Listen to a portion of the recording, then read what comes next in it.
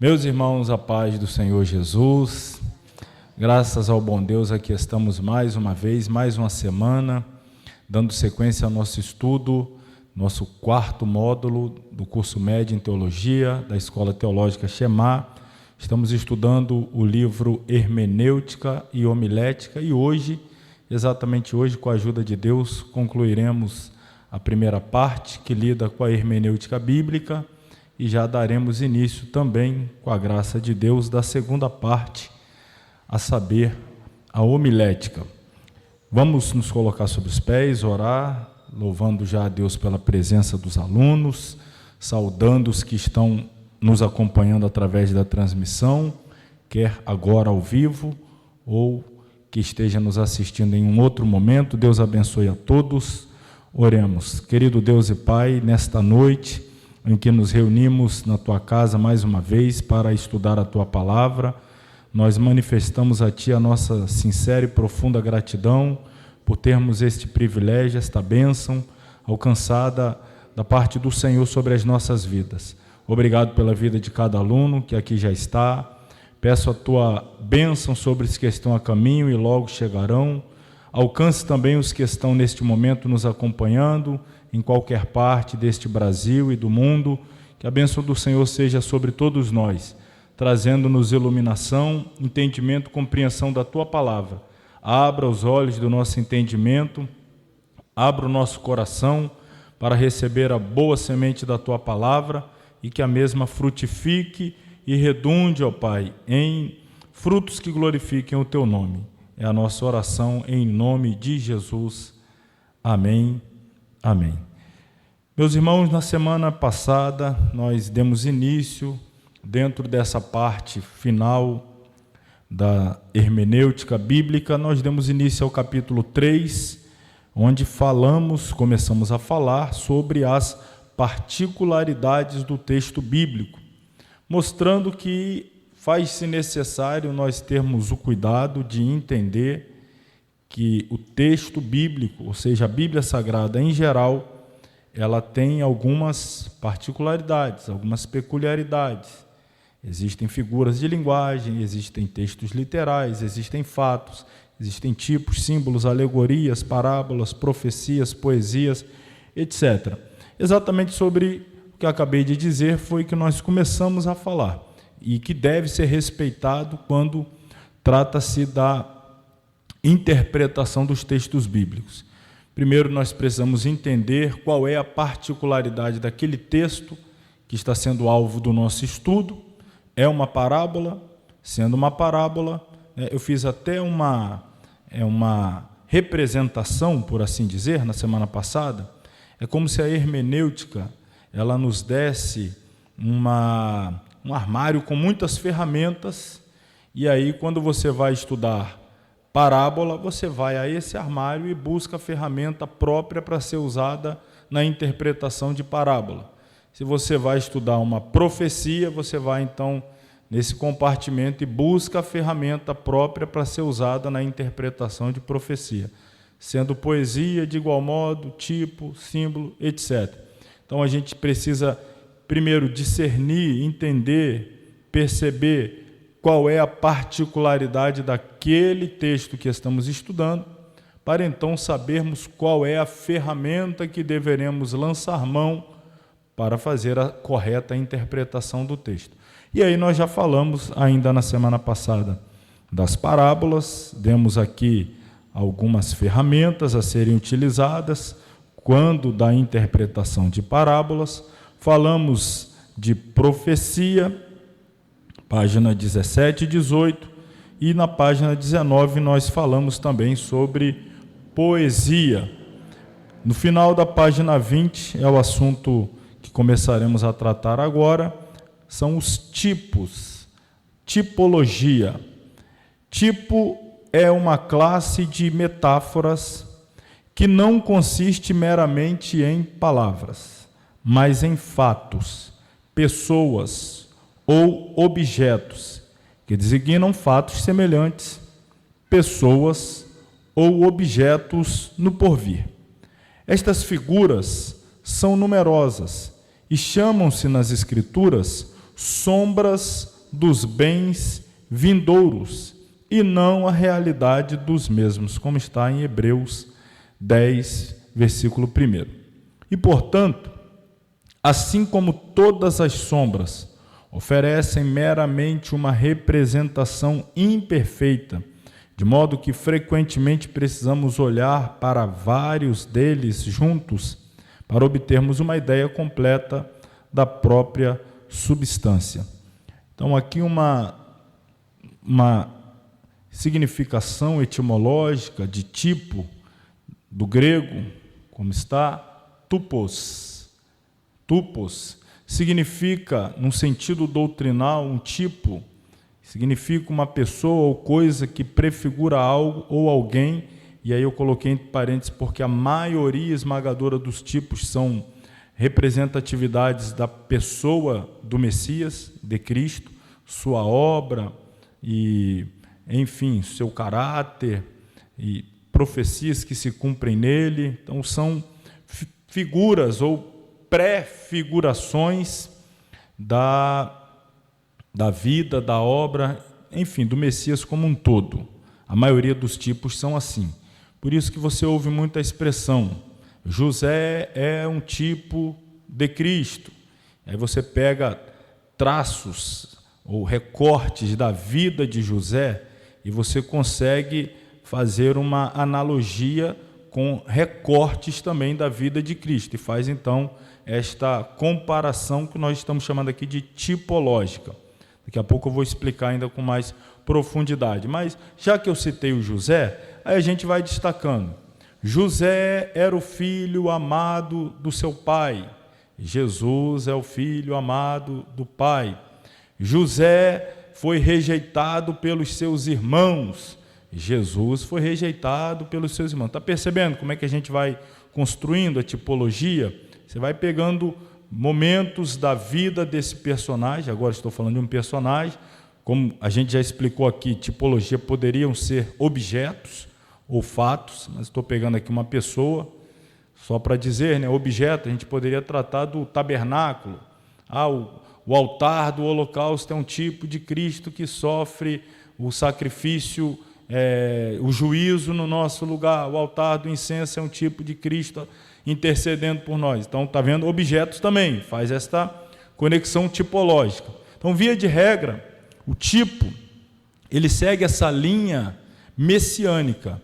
Algumas vezes dá para se construir tipos não messiânicos, mas como a Bíblia toda é como se fosse um imenso rio, né, ou vários rios que desaguam no mesmo mar, que é a pessoa de Cristo, que é a figura central. Então, via de regra, nós usamos as tipologias para vermos, conseguir vislumbrar a pessoa de Cristo.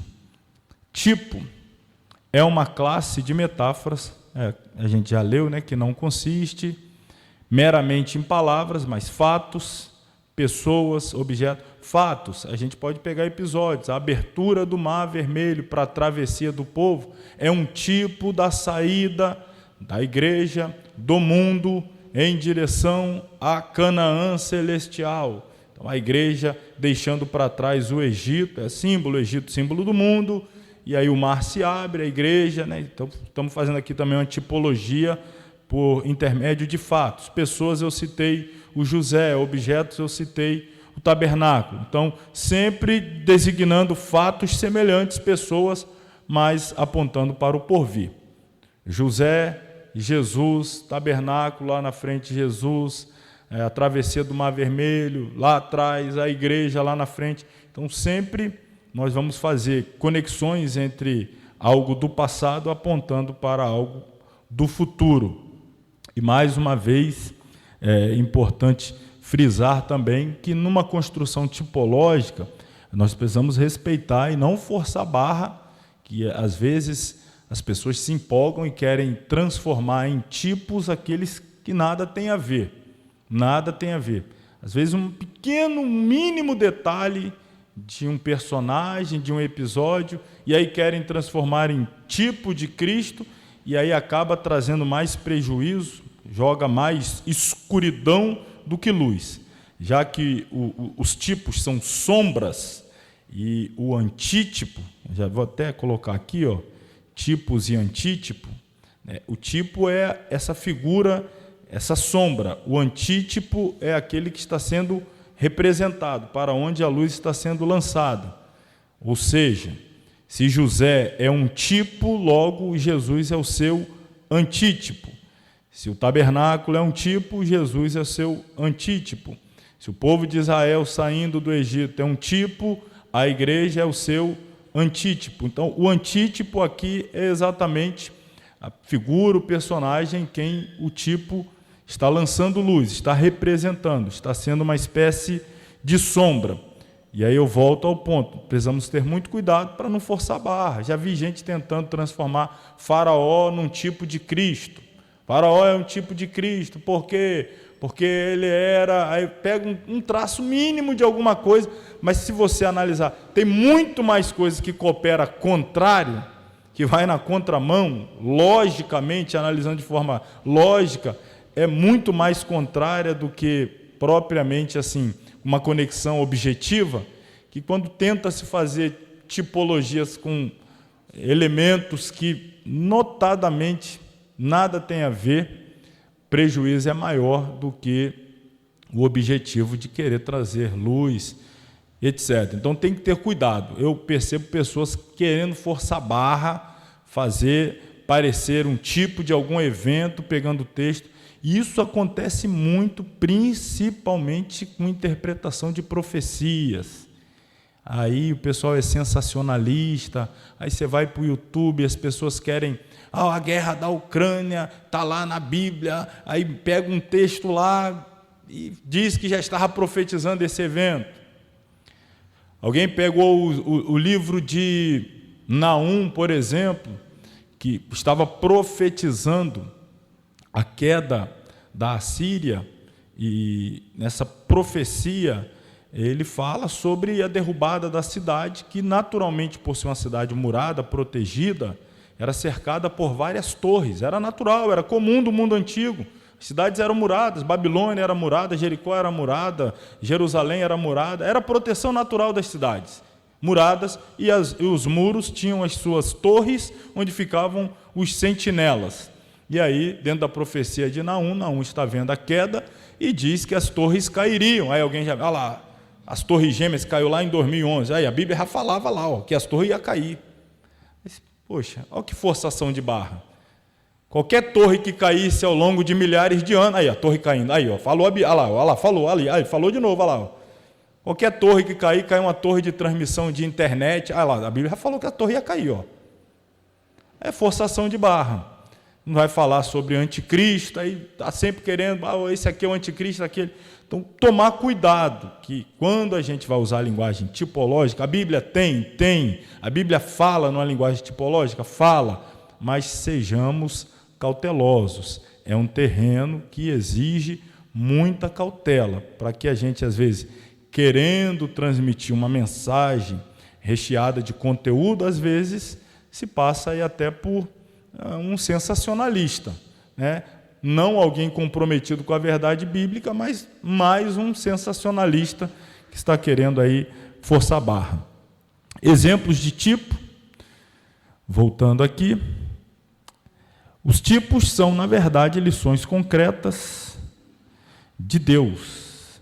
Ele os introduziu no Antigo Testamento como uma forma de predizer as coisas que seriam concretizadas no Novo. A maior parte dos tipos do Antigo Testamento acham-se tabernáculo, já citei, nas peregrinações dos filhos de Israel no deserto, também já citei.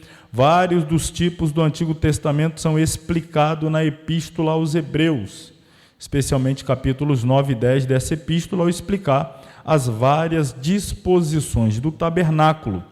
Lá nós vamos perceber, né, as palavras do autor dizendo: querendo com isto dar a entender o Espírito Santo, que ainda o caminho do santuário não estava descoberto enquanto se conservava em pé o primeiro tabernáculo, que é uma alegoria para o tempo presente, em que se oferecem dons e sacrifícios que, quanto à consciência, não podem aperfeiçoar aquele que faz o serviço. Então, própria Bíblia, que no caso a Epístola aos Hebreus, já diz sobre a realidade de tipologias, né? Figuras ou alegorias, sombras de eventos que estavam por vir. Jesus mesmo fez referência à serpente de metal levantada no deserto como tipo, prefigurando a crucificação do Filho do Homem. Lembra? Foi no episódio do seu diálogo com Nicodemos. Ele disse: assim como a serpente foi levantada no deserto, assim importa que o Filho do Homem seja também. É a tipologia. Então, a serpente de metal, a serpente de bronze, era um tipo de Cristo, porque lá aqueles que eram picados pelas serpentes e estavam morrendo pelo veneno da serpente, quando fixavam o seu olhar naquela serpente de metal que Deus orientou Moisés a levantar, automaticamente eram curados e não morriam. E aí, olha a tipologia, o próprio Jesus já está dizendo. Então aqui encerrou o assunto. Ele já aplicou, explicou e acabou, fechou 100%. Ele disse: da mesma forma acontecerá, eu serei levantado, e quem olhar para mim será salvo. Quem foi picado pela serpente, Satanás, foi contaminado pelo veneno do pecado, naturalmente vai morrer. Fisicamente, que é o salário do pecado é a morte, e espiritualmente e eternamente. Mas se olharem para mim, e aqui é colocar a fé, olhando para Jesus, autor e consumador da fé, serão curados, serão restaurados, serão salvos. Noutra ocasião, Cristo se refere ao conhecido acontecimento de Jonas como tipo prefigurando a sua sepultura e ressurreição. Também Jesus fez esta aplicação. Assim como Jonas esteve no ventre do grande peixe 3 dias e 3 noites, assim importa que o Filho do Homem esteja no ventre da terra. Falando do período em que ele passaria entre a morte e a ressurreição. Ele mesmo construiu essa tipologia, cumprindo-se nele. Paulo apresenta o primeiro Adão como tipo, prefigurando o segundo Adão, que é Jesus Cristo, e também o Cordeiro Pascual, como um tipo do Salvador e Redentor. Está aí as referências. Então, nós vemos que a Bíblia traz muitos exemplos de uso de tipologia. Vamos agora aos símbolos. Símbolo é uma espécie de metáfora pelo qual se representa alguma coisa ou algum fato por meio de outra coisa ou fato conhecido para servir de semelhança, está aqui, ou representação. É muitas vezes diferente do tipo por não prefigurar o que representa. Ele simplesmente representa o objeto. Nós vamos identificar isso aqui já também. Os símbolos nas Escrituras, às vezes, agora falando de símbolo, tem mais de um significado. Por exemplo, Jesus é chamado de o leão da tribo de Judá. Está lá em Apocalipse 5:5. Então, Jesus está sendo simbolizado por um leão, e no caso aqui, como ele era da raiz, da descendência da tribo de Judá, então aplicou a ele o leão da tribo de Judá. Enquanto que Pedro compara o diabo em sua fúria devoradora a um leão que ruge procurando a quem possa tragar. Então, o que acontece? Você percebe que nós estamos falando de um mesmo símbolo, por assim dizer, o leão. Mas em um determinado contexto, o leão está simbolizando Jesus e em outro contexto, o leão está simbolizando Satanás. E aí, cria-se essa questão, mas espera aí, o leão é um símbolo de quem, afinal? É um símbolo de Cristo ou é um símbolo de Satanás? Perceba que, diferente do tipo, os símbolos, como eu coloquei aqui, deixa eu voltar aqui o slide, esse aqui, diferente do tipo, não prefigura o que representa, ele simplesmente representa o objeto. Em outras palavras, vai depender da característica particular que queira se estar levando em consideração daquele símbolo. Quando nós estamos falando de leão como símbolo de Jesus, não se trata dele em sua totalidade. Nós estamos destacando algumas características peculiares do leão e aplicando a Jesus. É o rei da selva, Jesus é o rei. É um dominador, Jesus assim também o é. Então, são essas características. Quando se trata da ferocidade, né, da busca pela presa, da sua sagacidade para ficar espreitando o momento oportuno de avançar e atacar e devorar a presa de forma sorrateira, naturalmente essas características do leão nada tem a ver com Jesus. Sagacidade, sorrateiro, né, preparando emboscada para avançar contra a presa que está distraída, inadvertida. Obviamente, essas características do leão, mas tem a ver com o diabo. Então, você vai precisar fazer essa distinção. Qual característica em questão está sendo usada do leão para simbolizar Cristo? Qual característica em questão do leão está sendo utilizada para simbolizar Satanás? Então, aqui dentro da simbologia, a gente precisa pegar mais detalhadamente. Um símbolo, ele não é exclusivamente de um único personagem, depende. Em um momento ele pode simbolizar um, em outro momento simbolizar a outro. Então, nota, porém, que o aspecto que prefigura o Senhor Jesus Cristo é apenas a natureza forte, real do animal. Como disse, a própria declaração bíblica mostra a diferença na aplicação do símbolo aqui. Cristo é chamado de o leão da tribo de Judá, ao passo que o diabo vem como um leão. Naquele momento em que o leão vem para atacar a presa. Então, tem essa diferenciação.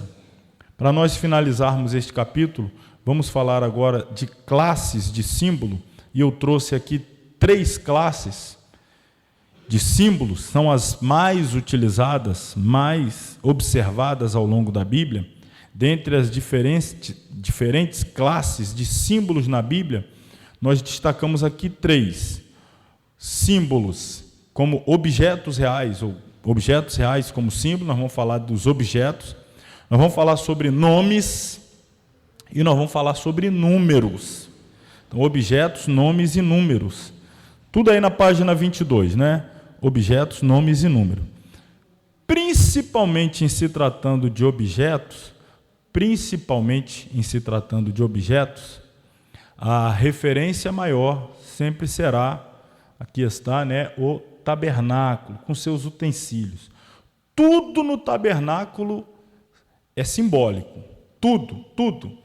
Se você pegar o tecido em volta, as varas, bases, o material que é feito, por que aqui é um linho branco, por que aqui é púrpura, por que é linho carmesim, torcido, por que esse material desse altar é de bronze, enquanto que o altar que está aqui dentro no lugar santo é de ouro, por que a bacia aqui com água, o lavatório, tem as medidas, tudo tem um símbolo. Tudo no tabernáculo tem um símbolo. Mais uma vez, temos que tomar cuidado para não forçar a barra, mas o tabernáculo, tanto é que vários capítulos da Epístola aos Hebreus é para vir nos mostrando as tantas prefigurações simbólicas que o tabernáculo aponta para Cristo, a sua obra, a sua missão terrenal. A coluna de nuvem aqui, né, durante o dia, olha um outro símbolo bonito, né? A coluna de fogo durante a noite, iluminando a disposição das tribos em volta do tabernáculo.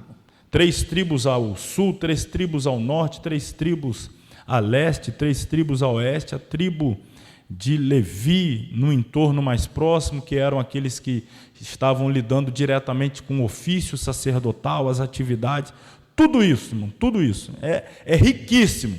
Se nós fôssemos fazer série de estudo simbólico do tabernáculo, você vai encontrar a literatura aí vasta, livros grossos mesmo, trazendo muita muito estudo simbólico e útil, tá? Muito útil mesmo e edificante. Então, falando de objetos reais, dá uma olhada aí no material. Eu apenas apresentei aqui o tabernáculo, mas eu vou citar algumas peças. O sangue, por ser o elemento de renovação da vida no reino animal, simboliza a própria vida, em alguns momentos, a alma, que é a própria pessoa, a alma que é a própria pessoa, ou a vida. Então, muitas vezes a Bíblia usa o termo sangue, mas está se referindo à vida, sangue, vida. Vestido é símbolo de méritos ou de justiça real ou suposta. Obviamente, nós podemos já, por inferência, entender que a nudez, enquanto o vestido é mérito e justiça, a nudez ela está revelando a falta de mérito, o demérito, as injustiças, o pecado. Adão estava vestido, depois do pecado ficou nu, depois Deus o vestiu. Esse é símbolo. Vestidos de Cristo, mérito de Cristo que cobre a nudez do pecado e nos proporciona, com essa justiça, vestido dessa justiça, comparecer diante de Deus. Então, vestido simboliza méritos e justiça. E aí, especificamente, o tecido, linho fino, simboliza justiça real. Quando nós vamos lá para Apocalipse, capítulo 19, nós vamos perceber a vestimenta que a igreja está usando nas bodas do Cordeiro. O texto diz que foi-lhe dado. Não é a igreja que adquiriu, que alcançou, não é mérito dela, mas foi-lhe dado que se vestisse de linho fino, puro e resplandecente. E o próprio texto já explica que este linho fino, puro e resplandecente são as justiças dos santos que lhes são imputadas por Cristo. Então a igreja está lá nas bodas do Cordeiro, vestida de linho fino, puro e resplandecente. Está vestida de justiça, dos méritos de Cristo que são postos sobre ela, e assim ela pode estar vivendo eternamente diante de Deus. Outros símbolos interessantes: ouro, a glória de Deus. Não coloquei aqui, mas vale a pena também destacar um outro material que o símbolo é interessante, que é a madeira. Enquanto o ouro simboliza glória de Deus, a madeira simboliza a natureza humana, a natureza terrena. Por exemplo, a Arca da Aliança foi feita de madeira de acácia. Então é símbolo da humanidade. Porém, ela foi revestida de quê? De ouro. Símbolo de Cristo. 100% homem, 100% Deus. Natureza humana, natureza divina. Então tem a madeira e tem o ouro, que é humano, e a glória. Então, muitas vezes a gente vai perceber. Por isso que o homem é representado na Bíblia como árvore, madeira, símbolo da humanidade. Sempre a madeira, videira, oliveira, figueira, bem-aventurado o varão que não anda segundo o conselho dos ímpios, pois será como árvore, madeira. É sempre símbolo, você vai encontrar bastante na Bíblia. Voltando aqui aos metais, o ouro é o símbolo da glória de Deus. Prata é símbolo de resgate, redenção. Então, quando usa o termo prata, está tratando de resgatar, redimir, restaurar. O cobre, resistência ao fogo, que por sua vez é símbolo do juízo divino. E aí, mais uma vez, eu aponto para esse altar aqui. Ele era de cobre. Sobre ele descia o juízo divino. Só para nós entendermos aqui. Um cidadão qualquer, de qualquer tribo, Rúben, Gade, Benjamim, Efraim, estando em alguma dessas tendas aqui no entorno, cometia lá um pecado, um delito, precisava então, como resultado do seu pecado, o salário do pecado é a morte. Então o juízo de Deus se derramaria sobre ele, trazendo a morte. Só que Deus preparou um escape. Qual era? Ele trazia um animal, vamos dizer, sair daqui, vai ter que vir se apresentar aqui na frente do tabernáculo, trazendo a sua oferta, o seu animal. Então ele entra, entrega ao sacerdote o animal. Quando ele entrega ao sacerdote o animal, ele põe a sua mão sobre a cabeça do animal, confessa a sua culpa. Esse gesto de confissão de culpa com a mão sobre a cabeça do animal, estamos falando de simbologia, mais uma vez, é símbolo de transferência de culpa. Eu ponho a minha mão sobre a cabeça do animal e confesso a minha culpa. É como se a minha culpa fosse transferida para o animal e a inocência do animal fosse transferida para mim. Por isso que o animal tinha que ser puro, inocente, sem mácula, sem mancha, sem defeito, porque eu preciso da pureza dele sendo transferida para mim, desse cordeiro.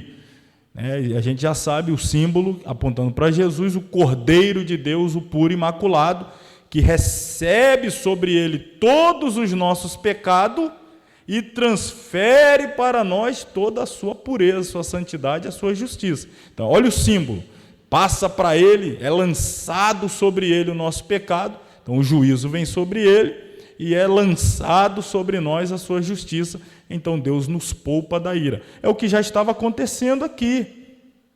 Então ele trazia o animal, confessava a culpa com a mão no animal, automaticamente agora o animal, ó, o símbolo, é o culpado e ele é inocente. Se ele é inocente, ele pode sair pela porta da frente como entrou, só que o animal não pode mais sair.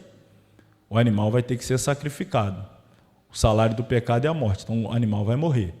Vai ser degolado, seu sangue vai ser aspergido, a vida dele sendo derramada, e, finalmente, o fogo que consome, que é o símbolo do juízo de Deus, é o fogo, o animal vai ser totalmente queimado em fogo. Essa palavra para o sacrifício de um animal totalmente queimado no fogo é holocausto. Da palavra hebraica significa olã, aquele que sobe, porque aqui o fogo, o sacrifício vai subindo e Deus vai aspirando lá em cima e vai recebendo. É o olã. O holocausto é aquele que sobe. É o símbolo, o juízo se derramou e Deus então tem a sua justiça satisfeita. O bronze, portanto, é símbolo, está aí, ó, o cobre, resistência ao fogo, juízo divino. Óleo ou azeite, símbolo do Espírito Santo. O incenso é o símbolo das orações, que também sobem, não é? E aí já o incenso é oferecido não no altar do holocausto, porque aqui é um altar de juízo, mas o altar de ouro que fica aqui no lugar santo. E ouro, volte a ele aí, ó. Ouro é símbolo da glória de Deus. Então, no altar de ouro, diante de Deus, ali são derramadas especiarias, o óleo, o azeite e as orações, e com isso vai se construindo aquele incenso que sobe, que são as orações, as súplicas, os clamores, e Deus vai então recebendo e vai respondendo à medida da sua vontade no seu tempo. O sal simboliza influência preservadora. Sal é símbolo de preservação, separação. Vós sois o sal da terra, inibidor da corrupção, consegue manter incorrupto algum alimento, né, sem se deteriorar, sem se degradar. Então o sal tem essa influência preservadora, logo é o símbolo. Fermento, a tendência corruptora do pecado. Então, enquanto o sal simboliza de um lado a incorrupção, o fermento do outro lado simboliza a corrupção, a entrada do pecado, seu crescimento, seu avanço, levedando a massa. Por isso que havia a festa dos pães ázimos. O que significa pão ázimo? É pão sem fermento, porque é símbolo do pecado. O pão sem fermento não crescia como o pão com fermento, não tinha o gosto como o pão com fermento, não tinha o sabor que tinha o pão com fermento, mas precisava ter essa festa que é um símbolo da nação, como Deus a queria. Não está ao sabor do mundo, ao gosto do mundo, recebendo a influência do mundo, mas está sem o fermento, separada. Era essa festa dos pães ázimos, entrando dentro do calendário das festas que chegaria depois, a festa da Páscoa e tal. Isso aqui nós vamos estudar também com detalhe, mais um pouco para frente no nosso material chamado Cultura Judaica, né? Introdução à Cultura Judaica. Lá nós vamos estudar cada festa e também seus símbolos, seu significado simbólico para a igreja como um todo. Enfim, vamos falar agora dos nomes. Vou ser bem breve aqui, né?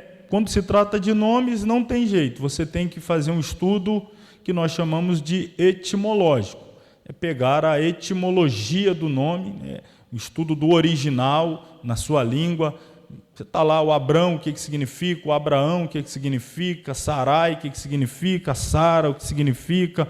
Jacó, Israel. Está aqui os nomes, né? Além de nomes de pessoa, nós temos nomes de cidade, Belém. Aí você tem que ir ao original, Beit Lehem, Beit, casa, Lehem, pão. Então é casa do pão.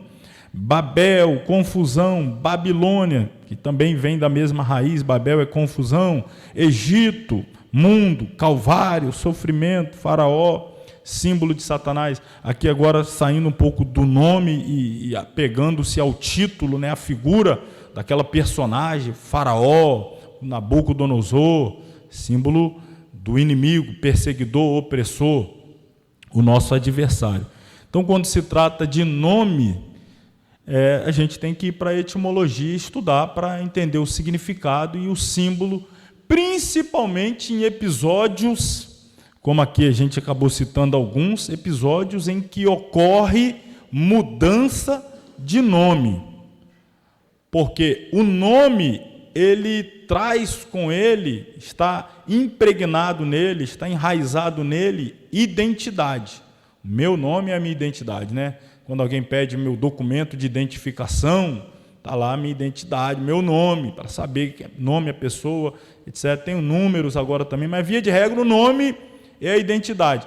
Quando há uma mudança de nome, simbolicamente também, por trás está ocorrendo uma mudança de identidade. Quando Deus diz, Abrão, não quero mais você se comportando como Abrão. O que é Abrão? Abrão é pai exaltado. Não quero mais você assim.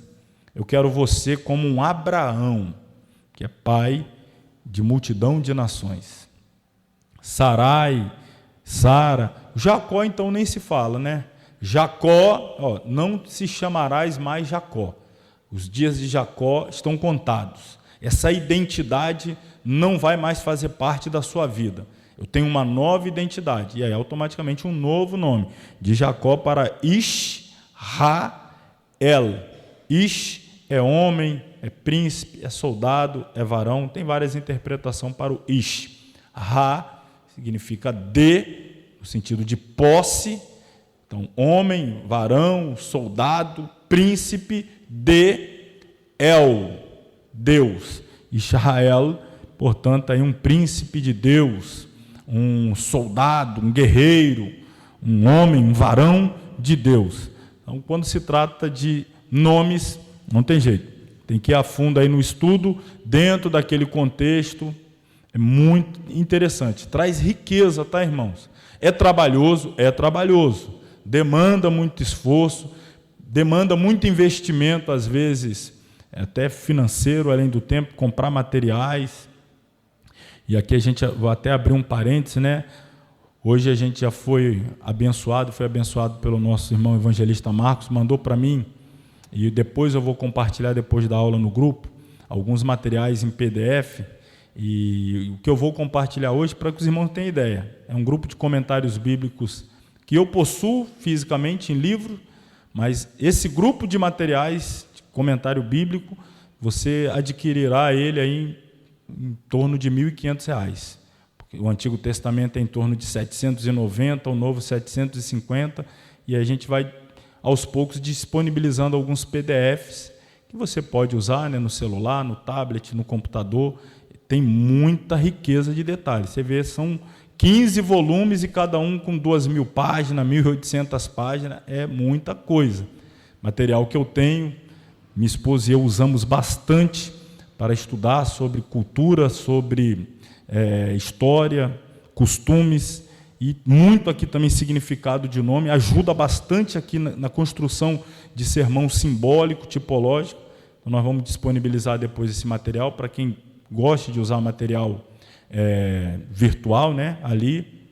Mas o ponto é esse: dá trabalho, demanda tempo, mas abre o leque de entendimento também, de profundidade no texto bíblico de uma forma sem precedente. Quando você vai percebendo significados de nome de cidade, de nome de pessoas, de nomes de inimigos e seus significados, de objetos. E agora aqui, para a gente fechar, números também. Nada na Bíblia, irmão, você tem que ter isso em mente de forma clara, de forma convicta, de forma inequívoca, sem qualquer milímetro, miligrama, milésimo, não sei qual unidade queira usar, mas sem nenhuma de dúvida de que nada na Bíblia é por acaso. Absolutamente nada. Por que é esse número e por que não esse? Por que deu 12 apóstolos e não 13 nem 11? Por que 12 tribos não... Tudo tem uma razão. Tudo tem uma razão. Por que o jejum foi 40 dias? Por que aqui eram 4? Por que isso era feito no 8º dia? Por que 7 dias? Por quê? E eu falei para vocês, a Bíblia é um livro de respostas. Você tem que ir com os porquê. Por quê? Por que 7? 7 é símbolo disso. Por que 4 tem esse simbolismo. Por que passou tão... entendi, porque esse é o símbolo. Tudo tem uma resposta, tudo tem uma razão, tudo tem um porquê. Cabe a nós sermos... Vou usar o termo curioso, mas não seria curioso, seria estudioso, seria desejoso de aprender, ávido por buscar mesmo a resposta. Se nós cavarmos, nós vamos encontrar. Então, falando de número, sendo breve aqui, os simbolismos, veja bem, número 1, símbolo de unidade, primazia. 2, relação, em alguns momentos, diferença, divisão. 3, trindade, plenitude na unidade. 4, símbolo de criatura, terra, né, o mundo, governo do mundo. 5, representa a graça de Deus protegendo o seu povo. 6, número do homem, é um número que remete à imitação, manifestação do mal. 7, perfeição, plenitude, repouso. 8, é um dos números que eu mais gosto e é o único que eu vou fazer um comentário hoje aqui. 8 é símbolo de novo começo, o novo em contraste com o velho. 10, perfeição ordinal, plenitude humana. 12, símbolo do número do povo de Deus, o governo de Deus manifesto no mundo. 40, provação, teste de prova, período do julgamento. Então, veja bem, poderia usar outros números, mas você vai sempre encontrar materiais disponíveis que vão te ajudar a entender o significado simbólico dos diversos números que aparecem ao longo do texto sagrado. Eu trouxe aqui os principais. O 6, né, do homem, o 7, da perfeição de Deus. Mas vou falar um pouquinho aqui no número 8. O 8 é símbolo de novo começo, recomeço.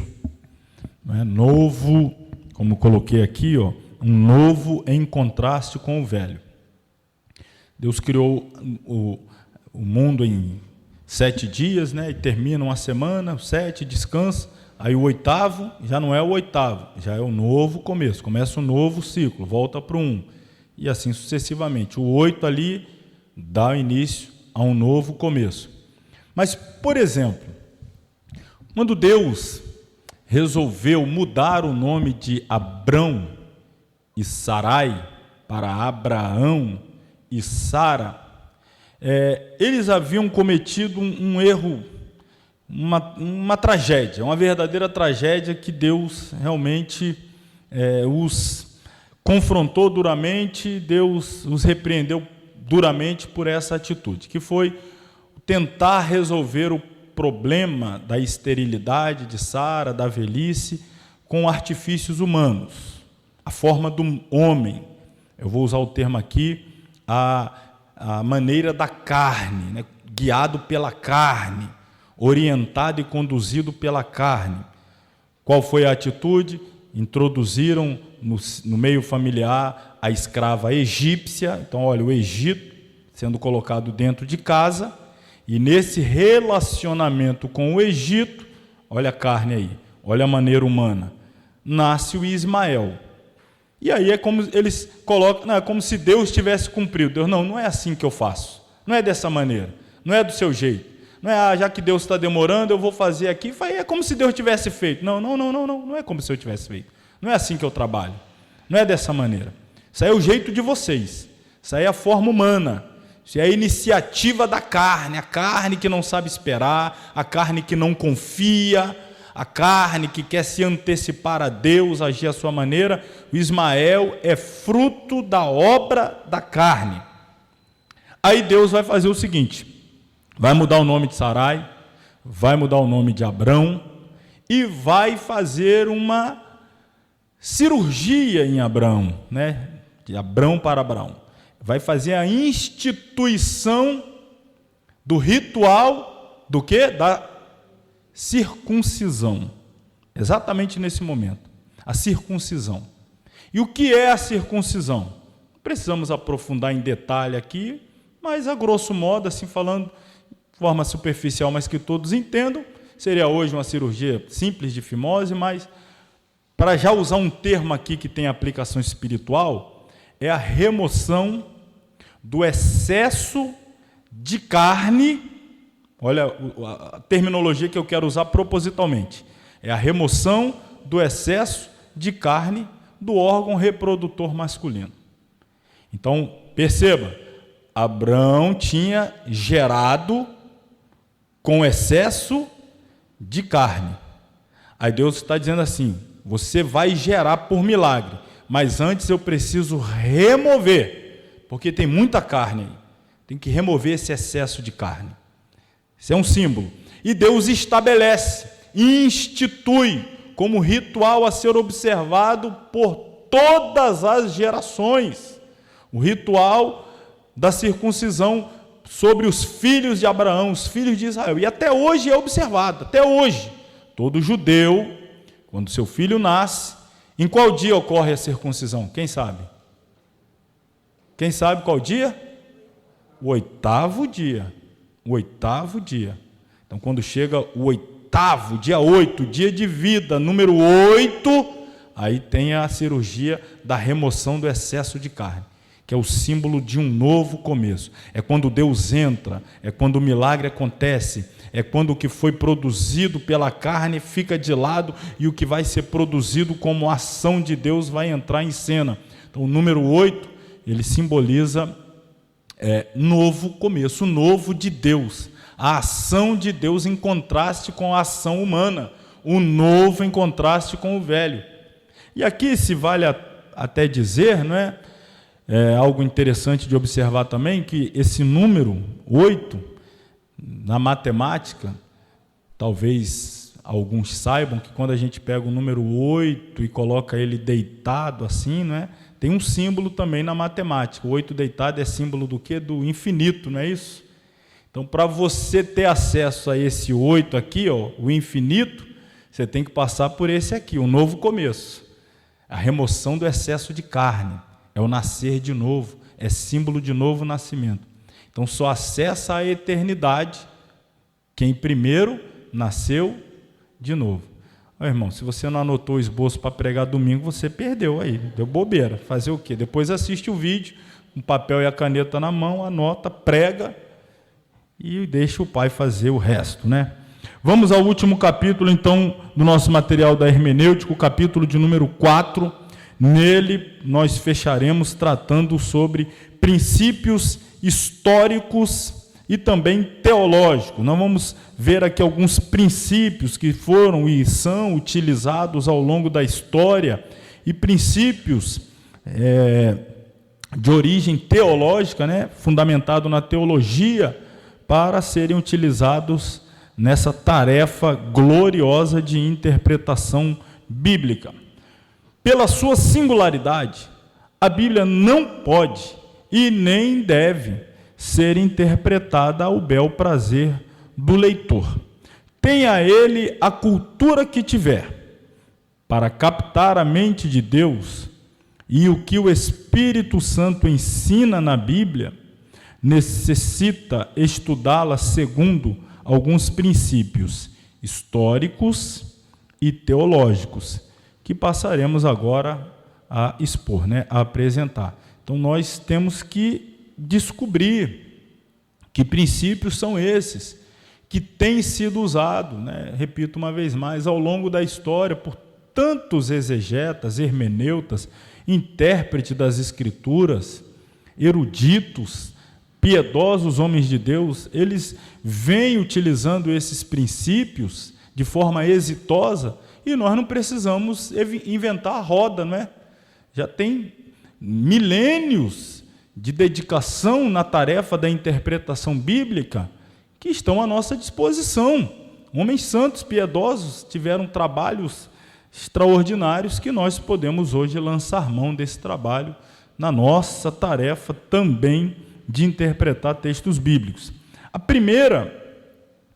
O primeiro princípio que está elencado aí, eu chamo a sua atenção, é que uma palavra, nós estamos estudando um texto bíblico e encontramos ali uma palavra que chama a nossa atenção, a palavra-chave, talvez dentro daquele versículo, talvez dentro de uma perícope, uma palavra. Essa palavra nunca é compreendida completamente até que possamos entendê-la como palavra viva, isto é, originada na alma do autor. Isso é importante. Volto ao que falei há pouco. Nada na Bíblia é por acaso. Nenhuma palavra lá está por acaso. Nenhum número é por acaso, nenhum ponto, nenhuma vírgula. Jesus disse, ai daquele que remover uma vírgula, um tio, um ponto. Então, nada é por acaso. Obviamente, hoje nós temos muitas, eu acho até que demais, versões bíblicas, que em muitos casos mais atrapalham do que ajudam. Irmão, só para citar, eu estou lendo uma, eu não vou citá-la aqui, até pela transmissão e tal, mas depois em off eu posso dizer, ou a quem interessar, mas os irmãos sabem, todos os anos a gente faz a leitura da Bíblia toda, a gente compartilha, os irmãos estão acompanhando, eu faço isso já há mais de 20 anos, então há 20 anos eu venho lendo a Bíblia toda, todo ano, e a cada ano eu resolvo fazer a leitura por uma versão diferente, e faço essas comparações. Esse ano, irmão, eu estou lendo uma versão tão ruim, toda hora eu olho lá e falo, mas isso aqui eu nunca li, isso não estava na Bíblia, aí eu vou comparar nas outras, meu Deus, mas está tão diferente, em alguns casos até contraditório. Então a gente está vivendo um momento perigoso, tem muitas versões, e algumas que chegam a contradizer outras. Logo, se eu estou dizendo aqui, para voltar a esse ponto, que nada na Bíblia, nada no texto bíblico, nenhuma palavra foi colocada ali por acaso, e a gente vive essa realidade de tantas versões, uma palavra é usada nessa Bíblia, outra palavra na outra, outra na outra, infelizmente nós teremos um trabalho extra, que às vezes é ir em busca do original. E é claro, eu sei, nem todos às vezes têm essa disponibilidade, nem todos têm esse conhecimento do original, saber ler um texto em hebraico, eu não sei, em grego, um pouquinho, em hebraico eu não sei nada, em grego eu sei um pouquinho mais, então seja um pouquinho mais do que nada, mas a gente conhece um pouquinho, mas é difícil demais, mas é trabalhoso ao extremo. Então o que eu preciso saber é por que o autor, por que Paulo usou essa palavra. Aí na minha Bíblia está uma palavra, na Bíblia do outro está outra palavra, na Bíblia do outro está outra palavra. Para eu saber exatamente qual foi a palavra que o autor original, no caso aqui, como exemplo, Paulo utilizou, eu vou ter que ir lá buscar no original. E aí, irmãos, isso é trabalhoso, Eu vou trazer como exemplo aqui, vou começar pelo seguinte, a gente precisa entender que ao longo da história, e isso também é algo muito natural em qualquer língua, em qualquer idioma, isso acontece em todos os idiomas, algumas palavras que algumas décadas atrás tinham uma força muito grande, algumas palavras caem em desuso, algumas palavras são erradicadas do vocabulário de determinado idioma. Por exemplo, língua portuguesa, você vê alguém na rua chamando alguém de vós-me-sê, mas fazia parte do nosso idioma, né? O tal do vós-me-sê, hoje é o quê? É você, era o vós-me-sê. Algumas palavras, então imagina quem lia a Bíblia nessa época, tinha lá o tal do vós-me-sê. Se você pegar hoje para ler isso, algumas palavras elas são erradicadas, elas deixam de existir, outras mudam. Tem palavras que mudam totalmente até o seu significado. Em algum tempo atrás, 40, 50, 70 anos atrás, para usar aqui um período de tempo curto, porque se nós estamos falando da Bíblia, já estamos falando de 2.000, 3.000 anos atrás. Mas para falar do nosso idioma, como exemplo, algumas palavras em 60, 70 anos de mudança linguística, elas mudaram completamente o seu significado. Eu trouxe aqui exemplo, estava pesquisando algumas. Um exemplo, se eu perguntar para vocês o que é uma piscina, todo mundo sabe o que é uma piscina, mas originalmente vinha de significado de psique, de peixe. O significado, quando essa palavra foi, vamos dizer assim, lançada, era um lugar de habitat de peixes, como hoje nós temos o aquário.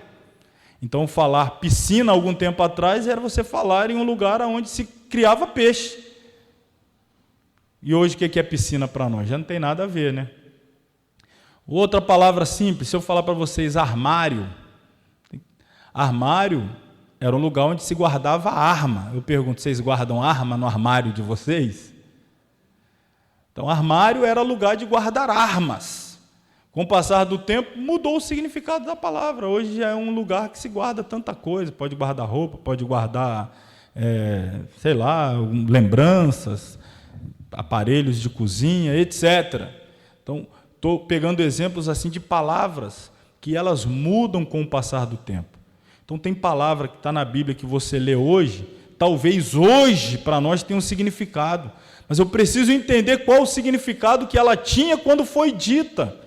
Como essa palavra, qual era a representatividade dessa palavra na mente do autor, quando ele a escreveu, citando aqui uma carta, por isso que eu coloquei, originada na alma do autor. Por que Paulo, quando escreveu aquela palavra?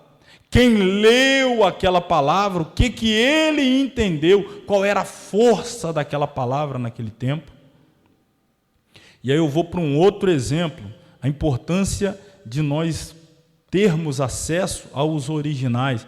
Não é fácil, não é, eu sei, mas quando se consegue chegar a esse ponto de conseguir estudar um pouquinho a partir dos originais, irmão, aí você entra num outro universo muito grande de entendimento das Escrituras, muito grande. Eu vou citar um exemplo que foi utilizado por mim mesmo na última segunda-feira aqui, ministrando no culto de celebração da ceia.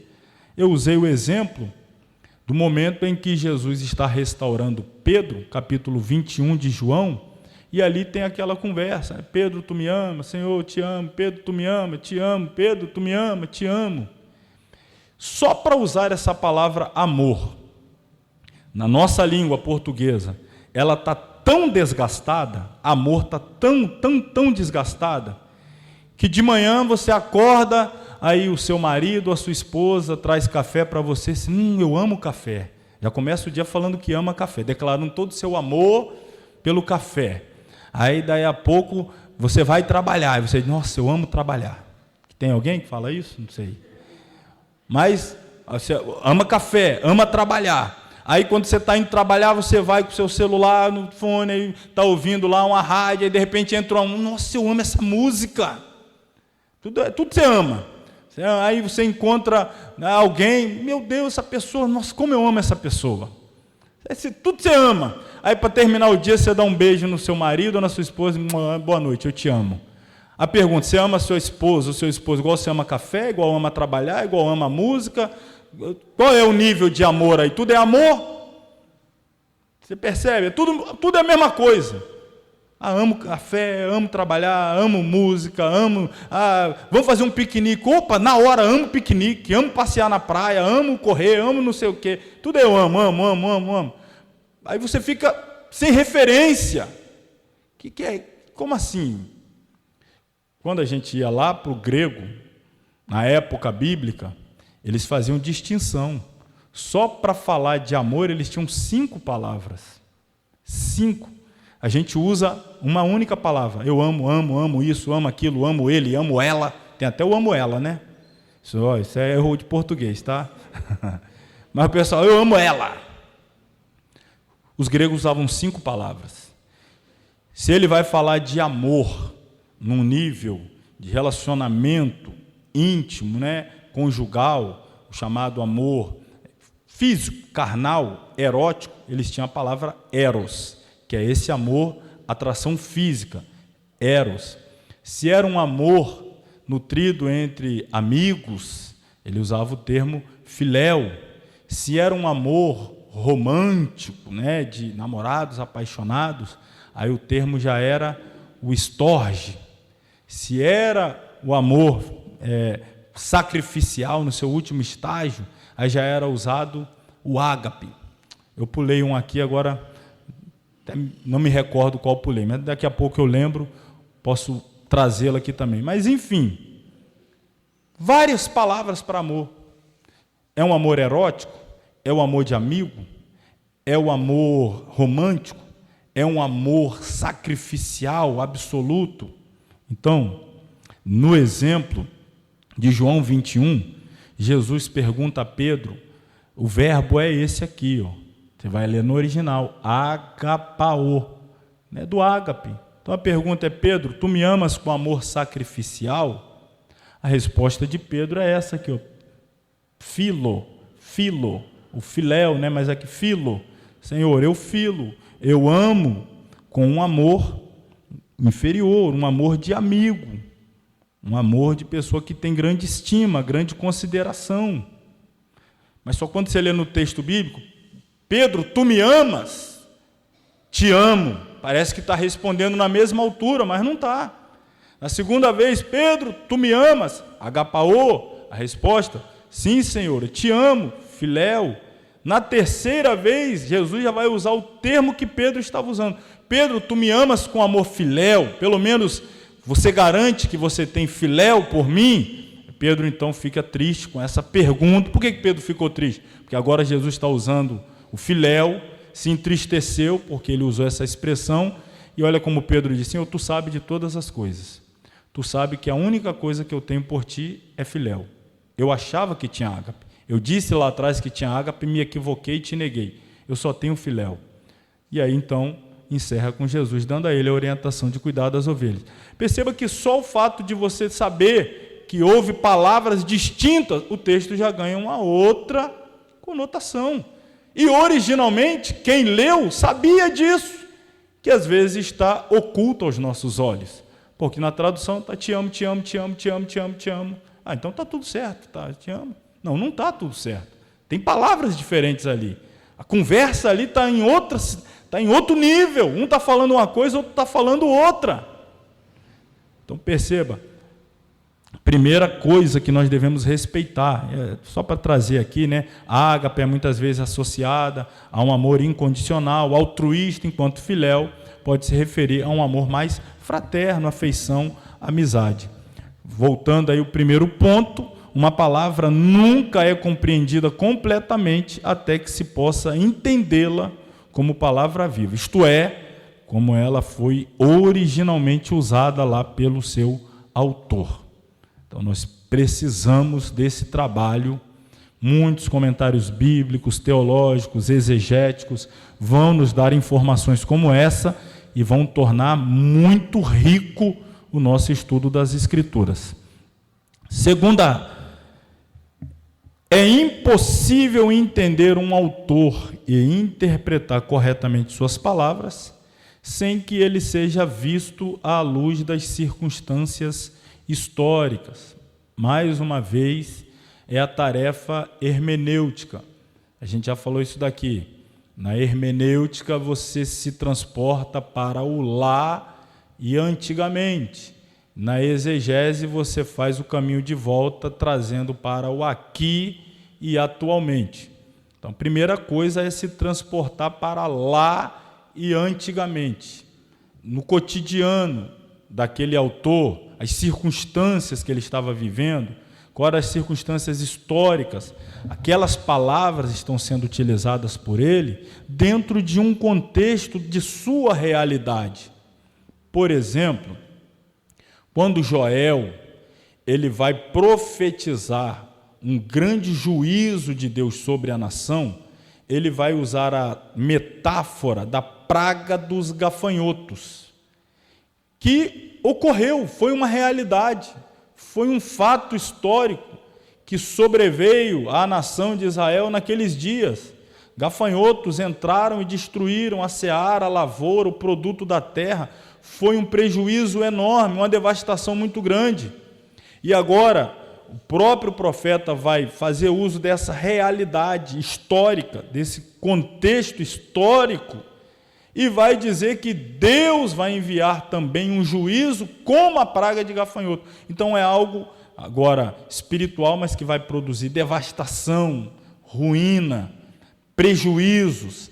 Deus vai tocar e vai punir o seu povo. Era como que agora tratando de exércitos celestiais, anjos de Deus enviados para trazer juízo ao povo, tal qual os gafanhotos vieram e trouxeram prejuízos materiais à lavoura. Então, ele usa essa imagem do gafanhoto porque era uma realidade nos seus dias.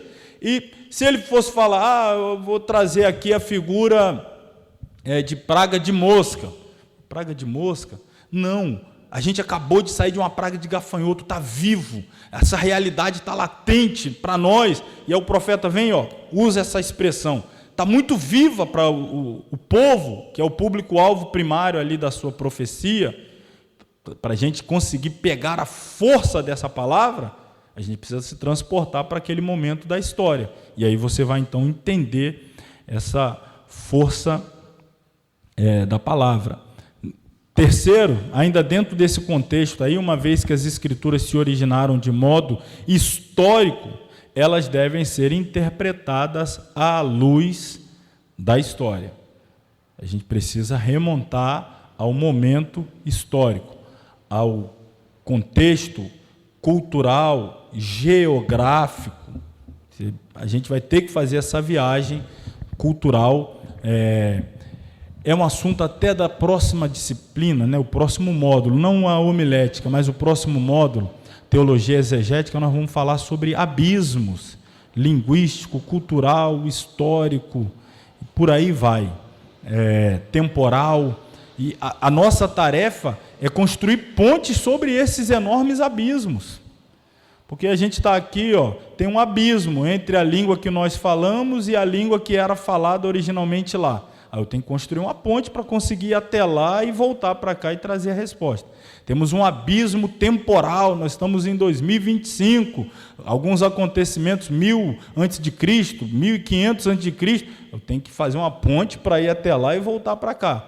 Abismo geográfico, nós estamos no Brasil, o que aconteceu foi em Israel, foi no Egito, foi na Babilônia, eu com a ponte de novo indo lá e voltando para cá. Abismo cultural, olha a cultura do Ocidente, do século 21, olha a cultura de um povo patriarcal, 1500 a.C., eu de novo na ponte indo lá para voltar para cá. Então tem que atravessar esses abismos, é um desafio muito grande, não podemos desconsiderá-lo. Quarto princípio, embora a revelação de Deus nas Escrituras seja progressiva, tanto o Antigo como o Novo Testamento são partes essenciais dessa revelação e formam uma unidade. Para ser sucinto aqui e objetivo, o que nós estamos dizendo é que nós não podemos desconsiderar parte nenhuma da Bíblia, porque a Bíblia embora para nós esteja dividida em partes, Antigo, Novo, livro tal, Pentateuco histórico, mas é uma unidade que não se contradiz em momento algum. Nós precisamos entender sempre dentro dessa perspectiva de unidade da revelação, quer antigo, quer novo. Então é essencial nós levarmos em consideração a unidade da revelação. Em quinto lugar, os fatos ou acontecimentos históricos tornam-se símbolos de verdades espirituais somente se as Escrituras assim designarem. Mais uma vez eu chamo a atenção, deixa eu deixar essa água aqui. Mais uma vez eu chamo a atenção para o cuidado em não fazer forçação de barra aqui, para transformar em símbolos e verdades espirituais aquilo que claramente não é um símbolo, não aponta para uma verdade espiritual. Então, fatos e acontecimentos históricos se tornam símbolos de verdades espirituais quando a Bíblia mostra, aponta, vai nesse caminho. Não tem pregador que a Bíblia está indo num caminho, ele está indo para outro. A Bíblia está dizendo uma coisa, ele quer dizer outra. Irmão, a Bíblia aqui diz que isso aqui é símbolo disso, mas no meu ponto de vista, você já faz assim, Não quero saber, não quero saber o seu ponto de vista, não me interessa, não. Me interessava até onde você disse que a Bíblia falou, mas eu acho também, eu não quero saber o que você acha, não quero saber, não me interessa, não. Que aí é muita gente que eu acho, eu penso, eu imagino, de acordo comigo, não quero saber, não. Quero saber o que a Bíblia diz. Existem momentos que a Bíblia não diz, aí você tem uma certa liberdade, não é uma total liberdade também, mas você tem uma certa liberdade, você está cercado, tem uma cerca imaginária que é a própria Bíblia, a doutrina bíblica, os dogmas bíblicos, você não pode sair de dentro disso daí, mas tem momentos que a Bíblia não é clara em alguns pontos, e aí você tem alguma margem. Olha, irmão, como aqui a Bíblia não está nos informando de forma categórica, penso eu, nesse momento você pode, e alguém pode concordar ou não também. Eu acho que não é assim. Ok, não tem problema. A Bíblia não foi enfática, nós não podemos ser enfáticos, dogmáticos. Eu posso achar que é uma coisa, o outro, mas detalhes, eu estou me referindo aqui a pontos periféricos, não estou falando de doutrinas fundamentais também não, porque se tratando de doutrinas fundamentais, a Bíblia é pontual ali, ela é certeira, absoluta, inerrante, falível, encerra o assunto, acabou. Mas existem alguns pontos que é alguma margem.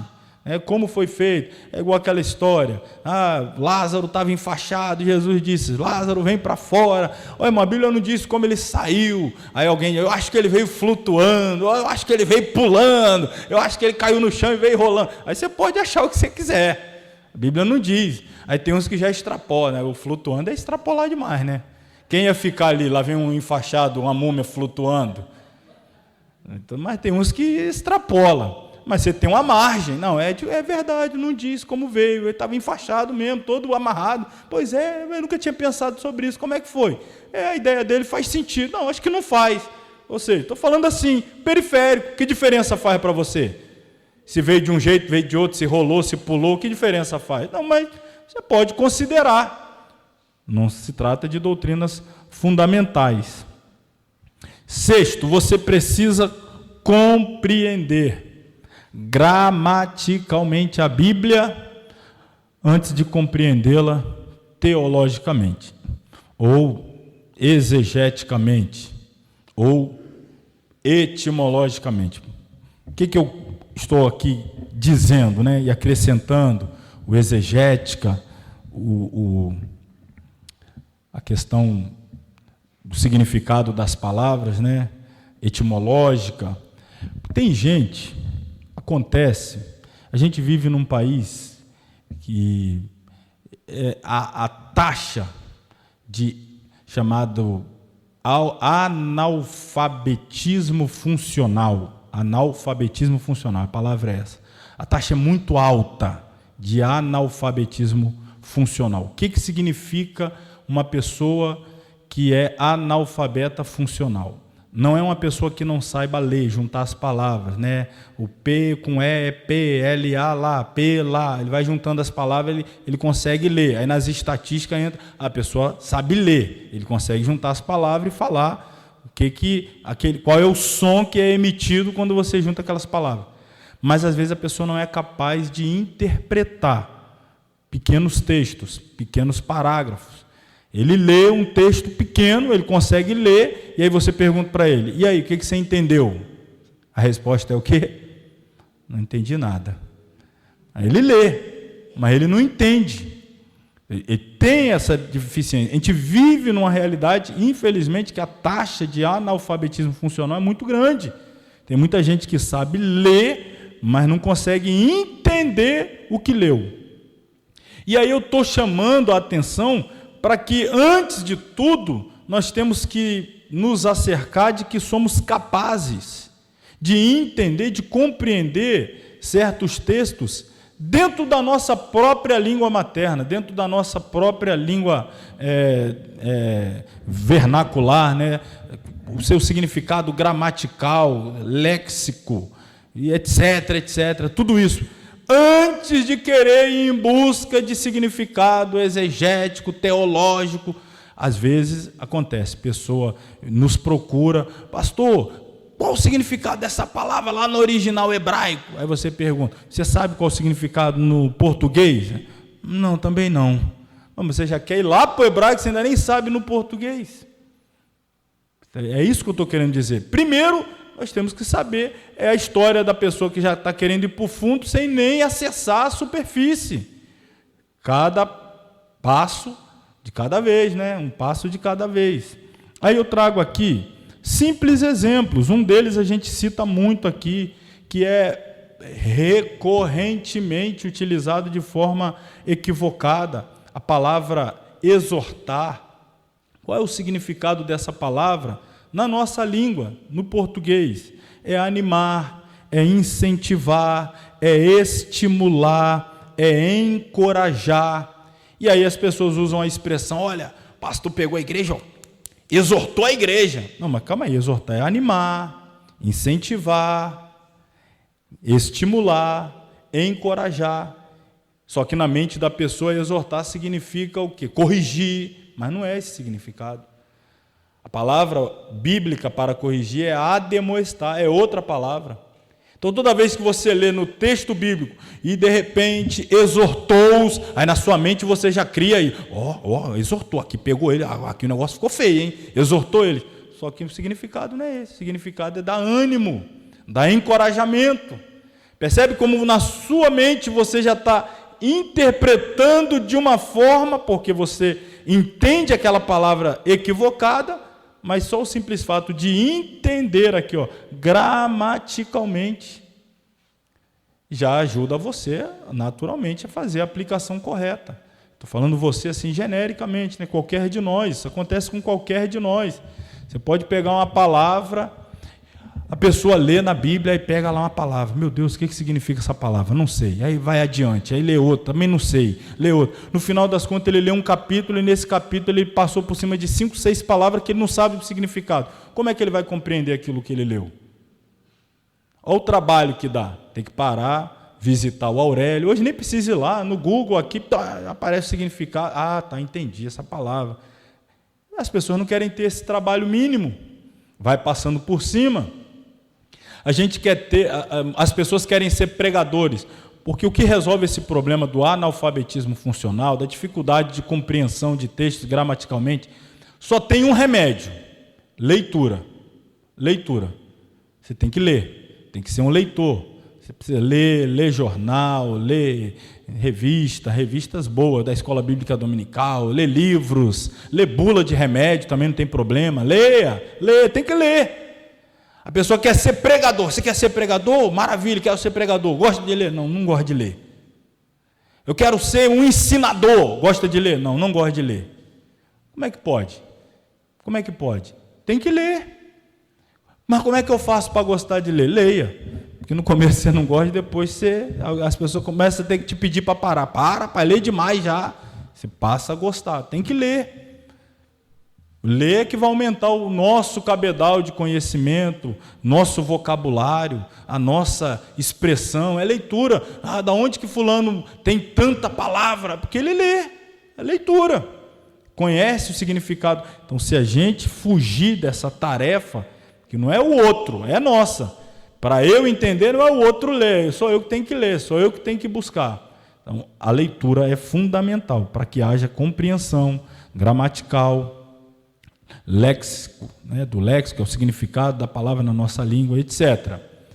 Sétimo lugar, uma doutrina não pode ser considerada bíblica a menos que resumo e inclua tudo o que a Escritura diz sobre ela. Em resumo aqui, não podemos formular doutrina com base em textos isolados. Para que haja uma base doutrinária, tem que haver outros versículos que corroborem aquele versículo qual você está lendo e acreditando ser base fundamental para alguma doutrina. Uma doutrina não pode ser considerada bíblica, a menos que você vai vê-la em outra parte, mesmo que seja resumida, citada, mas tem que haver contexto. Não pode haver isolamento de contexto para basear qualquer doutrina. Oitavo princípio. Quando, e eu destaquei aqui o verbo, parecer, quando parecer, e apenas parece, só parece, que duas doutrinas ensinadas na Bíblia são contraditórias, aceitemos ambas como escriturísticas, crendo confiantemente que elas se explicarão dentro de uma unidade mais elevada.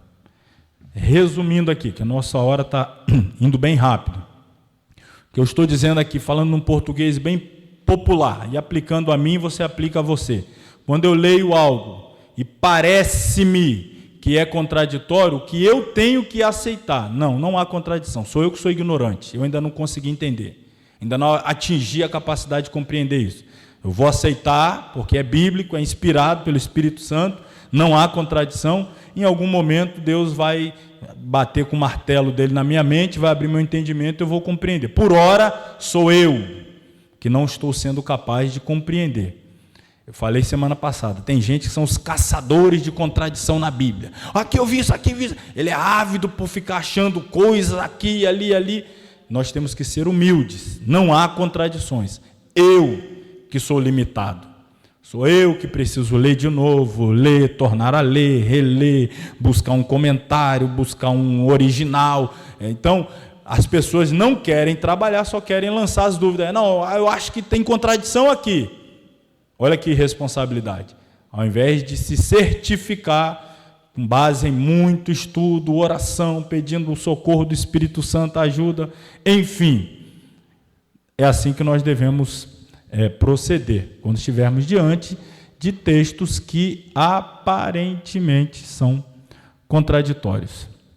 Finalmente, e aqui eu peço já que você pegue a sua Bíblia, eu gostaria de citar pelo menos 2 textos, apesar do avançado horário, mas eu preciso dizer isso aqui. Um ensinamento simplesmente implícito nas Escrituras pode ser considerado bíblico quando uma comparação de passagens correlatas o apoia.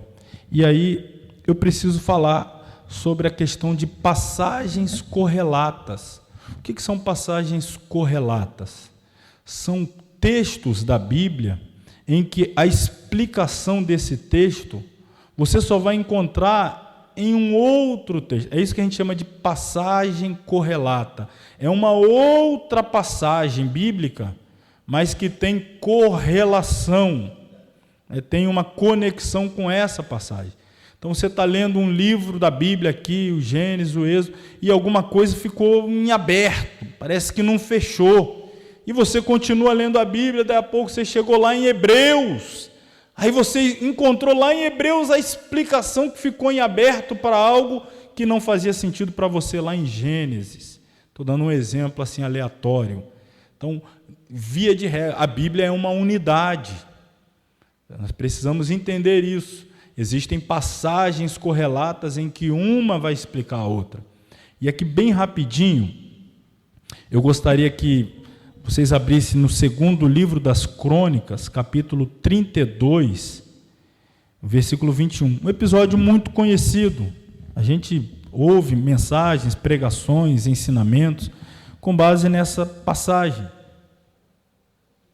Segundo livro das Crônicas, capítulo 32.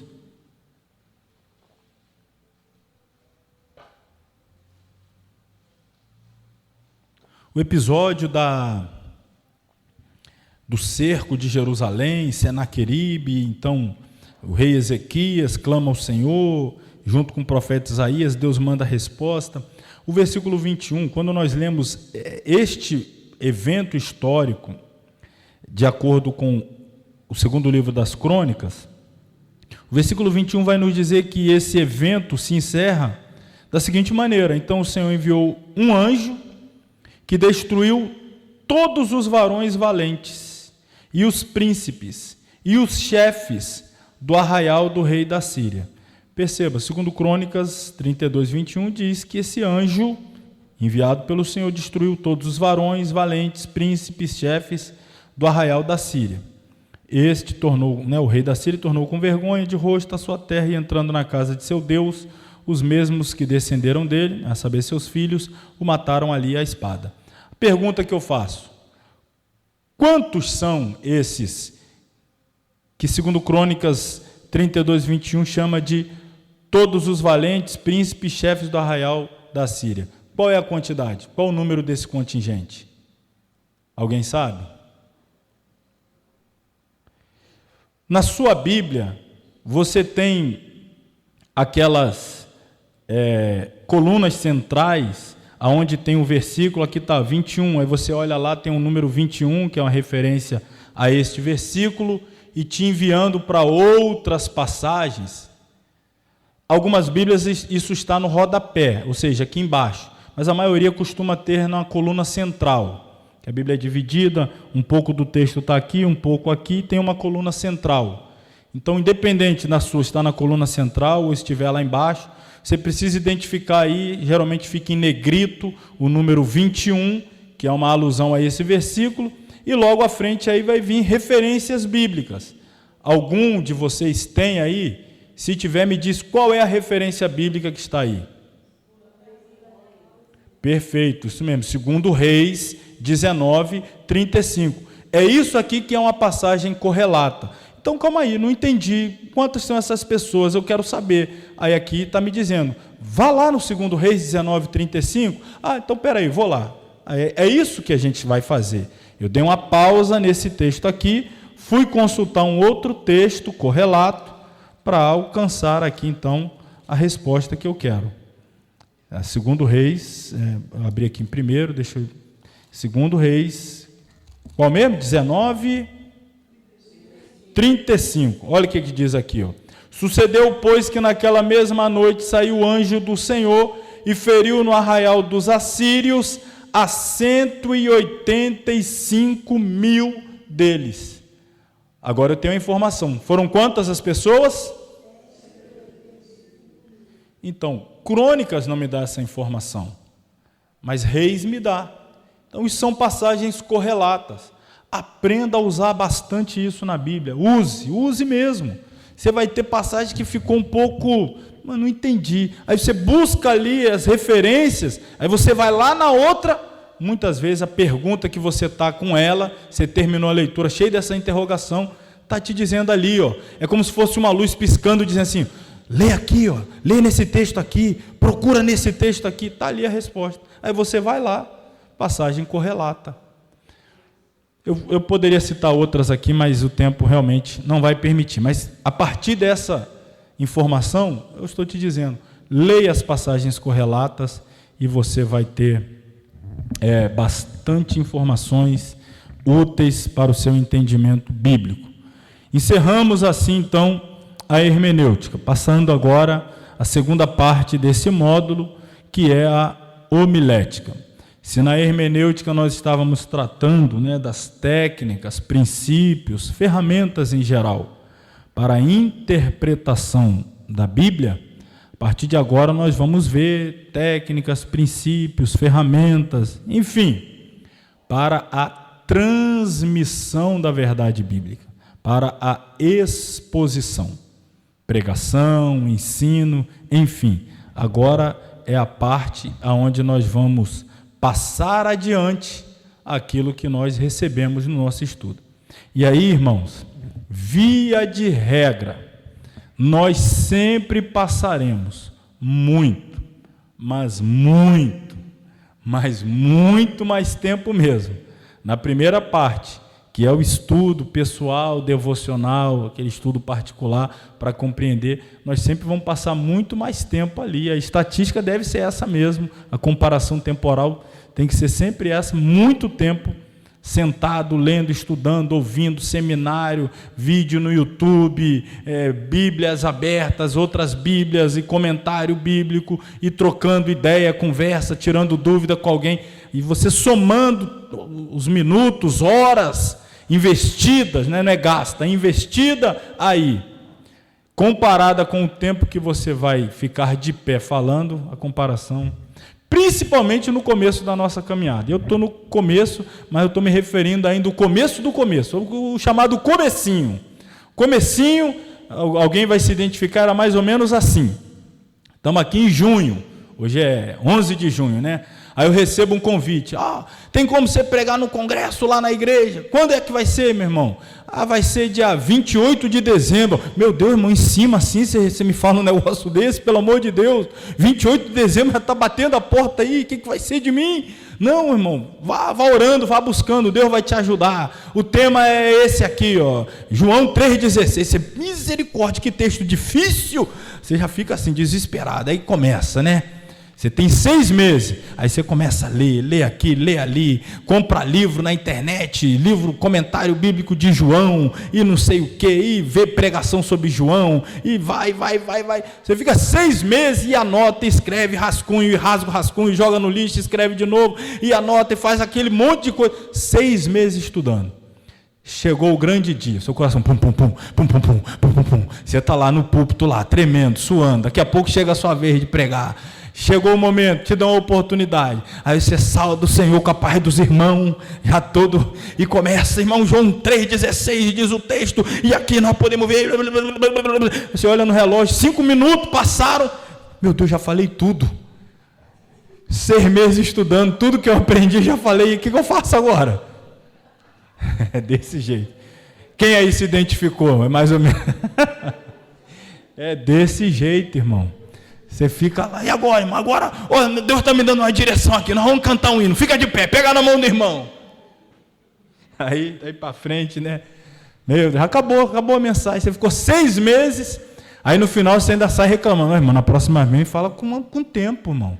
Você me falou muito em cima. Para uma vez me dar um tempinho para eu me preparar, para eu poder estudar, dessa vez foi muito corrido. Desse jeito, irmão. Então você perceba, o trabalho na hermenêutica é enorme. Na homilética também há um trabalho, mas o tempo que nós vamos usar aqui é menor. E esse tempo que é menor, ele precisa ser otimizado. Ele precisa ser usado da melhor forma.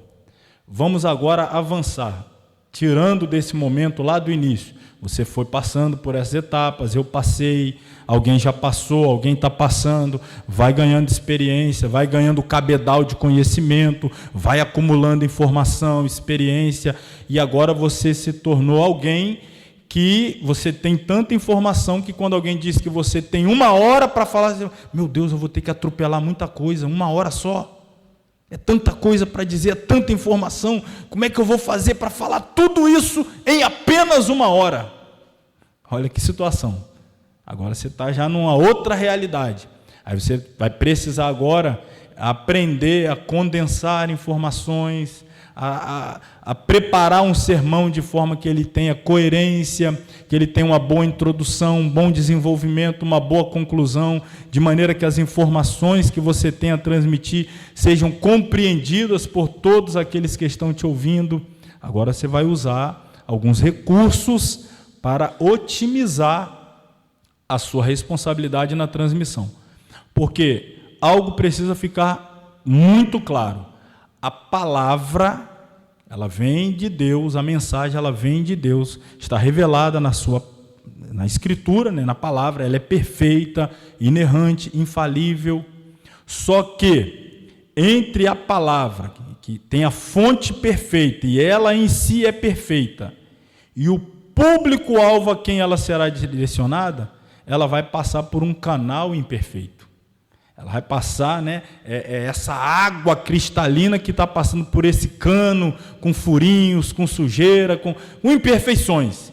E aí, sou eu, esse cano, que tenho que buscar reparar esses danos para não trazer nenhum prejuízo à água. Ela precisa chegar o mais cristalina no seu destino final. Não preciso mexer na palavra, ela é perfeita. Tem que mexer em mim. Sou eu que tenho que melhorar a minha retórica, a minha oratória, a minha dicção, o meu vocabulário, a forma de apresentar o sermão. E talvez para alguém tem que mudar a vestimenta, o excesso de gesticulação. Mas por que você está fazendo isso? A minha preocupação é única. Não posso trazer prejuízo à mensagem.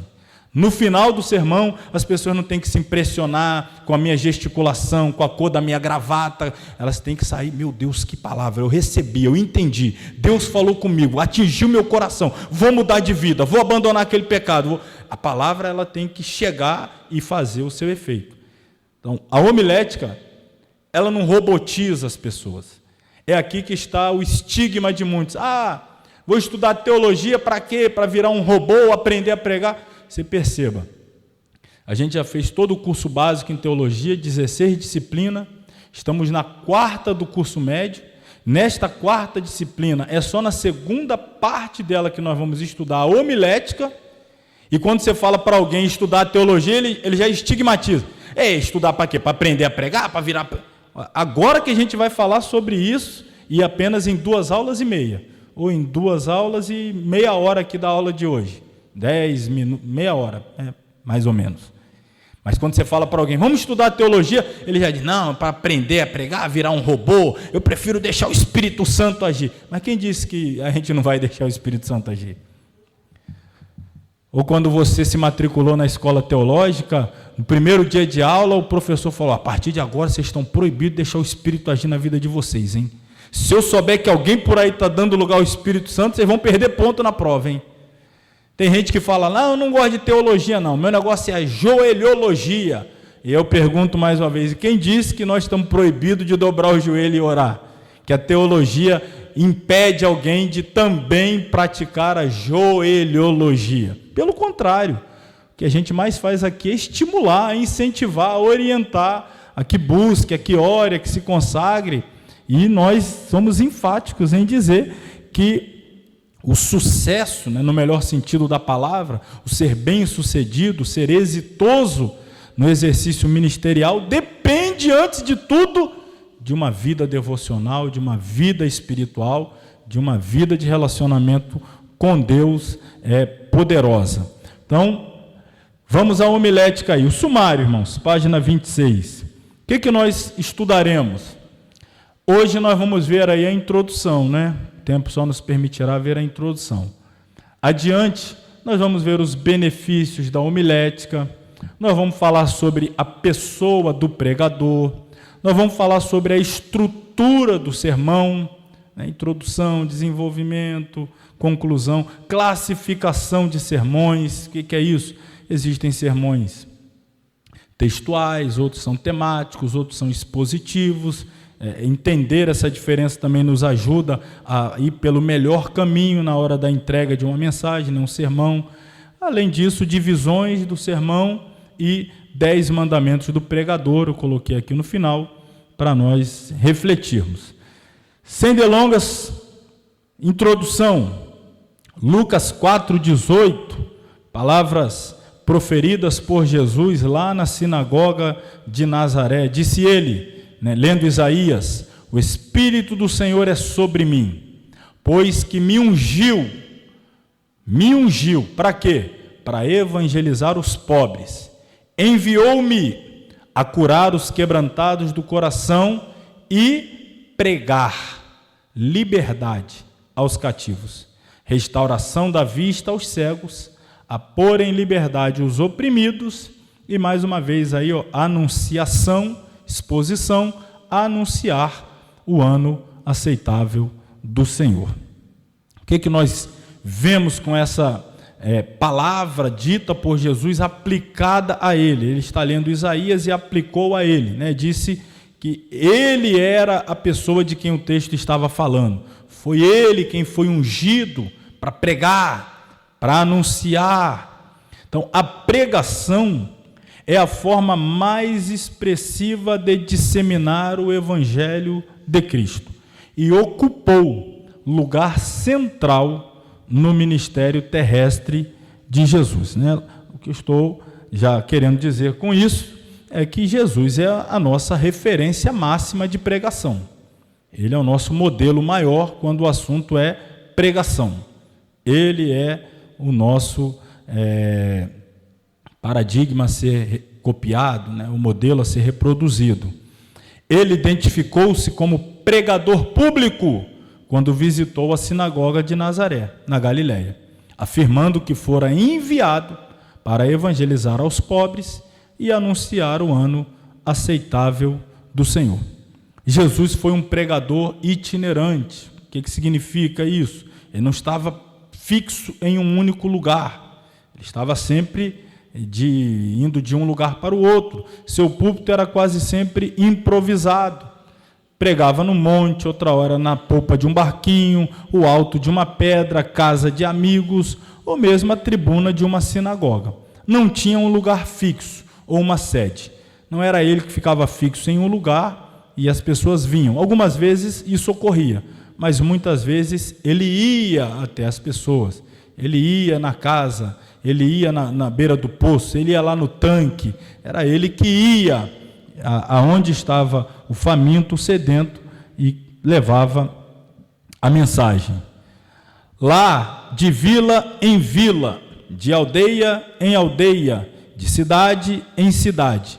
Em algumas ocasiões, chegou até a ultrapassar as fronteiras nacionais, ministrando em nações vizinhas, né, quando, na ocasião em que ele foi a Tiro e Sidom. Seu estilo eletrizante arrastava após si multidões para ouvir seus sermões cheios de graça e autoridade divina. Então, aqui está, irmão, estou falando, Jesus é o nosso modelo. Ele pregava, estilo eletrizante, as multidões gostavam de ouvi-lo, iam ouvi-lo. Nós temos que ter esse modelo, não que nós sejamos escravos da multidão. Jesus não era. Pregava para a multidão, pregava para o Nicodemos, pregava para a multidão, pregava para a mulher samaritana. Eu estou dizendo que a pregação dele atraía as pessoas queriam ouvi-lo, tinham desejo de ir até ele, porque sabia que ele tinha algo a dizer, e o que ele tinha a dizer, dizia com autoridade, com conhecimento profundo, e as pessoas então se sentiam atraídas. Irmãos, só para citar aqui 2 episódios. Em um episódio, a multidão foi para ouvi-lo, e ele começou a pregar. Em determinado momento, ele parou a mensagem e chamou um dos seus discípulos e disse: olha, a multidão está me ouvindo já tem 3 dias. Já pensou? Nós temos que dar uma pausa aqui e dar a eles de comer. Você já se imaginou você pregando 3 dias, as pessoas ficarem te ouvindo e ninguém nem lembrar que tem que comer? Você acha que acontece hoje? Acontece hoje com você, sauda com a paz do Senhor, a pessoa, rapaz, tem que ir no banheiro. Aí volta, então, irmão, vamos ler o texto. Agora que eu lembrei, tem que beber água. As pessoas vão andando, vira as costas, vai embora e tal. Olha como é que Jesus atraía, as pessoas ficavam ali, vidradas. Eu sei que isso hoje acontece nem sempre por culpa do pregador. Muitas vezes é falta de educação ou desinteresse das pessoas. A questão que nós estamos tratando aqui dentro da homilética é: enquanto estiver em mim, o que eu puder fazer para ser um pregador bíblico, que as pessoas queiram ouvir, não por mim, mas pela mensagem que eu tenho a transmitir, que eu seja alguém que agregue, que atraia. Rapaz, vamos lá ouvir, ele tem uma mensagem. pode até não gostar do estilo, da forma como se entrega. Eu gosto mais daquele que prega correndo, pulando e tal, voando, dando helicóptero. Eu não gosto muito desse parado com pedestal, não. Pode não gostar do estilo, isso é normal, as pessoas se identificam com um ou com o outro, mas elas devem concluir o seguinte: embora o estilo não me agrade, o fato é que a mensagem é bíblica, é verdadeira, é uma mensagem de Deus. O formato talvez não seja do meu gosto, mas o conteúdo não tenho o que dizer contra. É bíblico, é de Deus. Então que sejamos essas pessoas, que sejam vistas dessa forma. Que quando, por exemplo, seja anunciado, fulano vai pregar, as pessoas já pensam, opa, ali tem alguma coisa a dizer. Eu diria aí no popular, tem café no bule, aí tem mensagem. Ao invés de ser alguém que quando for anunciado que vai pregar, a palavra vai vir a contação de testemunho, enrolação, nada com nada, já vi onde isso vai dar, aonde? Lugar nenhum. Que nós não sejamos esses, né? Que alguém tenha de nós esse tipo de juízo de valor. Eu disse que ia citar 2 ocasiões sobre Jesus, uma foi essa, uma outra, ele estava pregando em determinado lugar, os seus inimigos, os fariseus, mandaram um grupo para prendê-lo. Esses chegaram, quando chegaram lá, ele estava pregando, e eles falaram assim, rapaz, antes de prender ele, vamos ouvir um pouquinho a mensagem. E ficaram, Jesus pregou, terminou, foi embora, e depois os soldados voltaram, e os fariseus, cadê o homem? Rapaz, a gente chegou lá, ele estava pregando, a mensagem estava tão boa, a gente até esqueceu que a gente foi lá para prender ele. Você imagina que coisa. Jesus tinha essa capacidade. Ele é o nosso modelo. Ele é o nosso padrão a ser copiado. Segundo escreveu John Broaddus, a pregação de Jesus incluía todos os elementos calculados com o fito de mover a mente em todas as direções e levar o homem a ver, sentir, avaliar e tomar decisões morais. Portanto, Jesus é o nosso exemplo perfeito de pregador. Exerceu esse ministério em casas de família, nas sinagogas, ar livre em particular, a qualquer pessoa que quisesse ouvir, como no caso de Nicodemos e da mulher samaritana. Dito isso, Jesus como exemplo, vamos aqui a alguns conceitos importantes ainda em nossa introdução. Quando falamos de pregação, do que estamos exatamente falando? Pregação, um conceito simples, ali está, é transmissão da verdade divina com o objetivo de persuadir, convencer. Se você está pregando, independente da mensagem, é uma mensagem evangelística, o objetivo é convencer as pessoas de que elas precisam abandonar as suas vidas pecaminosas e entregarem-se a Jesus. Então, você, em certa medida, tem que convencer, provocar essa persuasão, fazer as pessoas acreditarem piamente que você está falando a verdade e que elas devem fazer exatamente o que você está dizendo que elas devem fazer.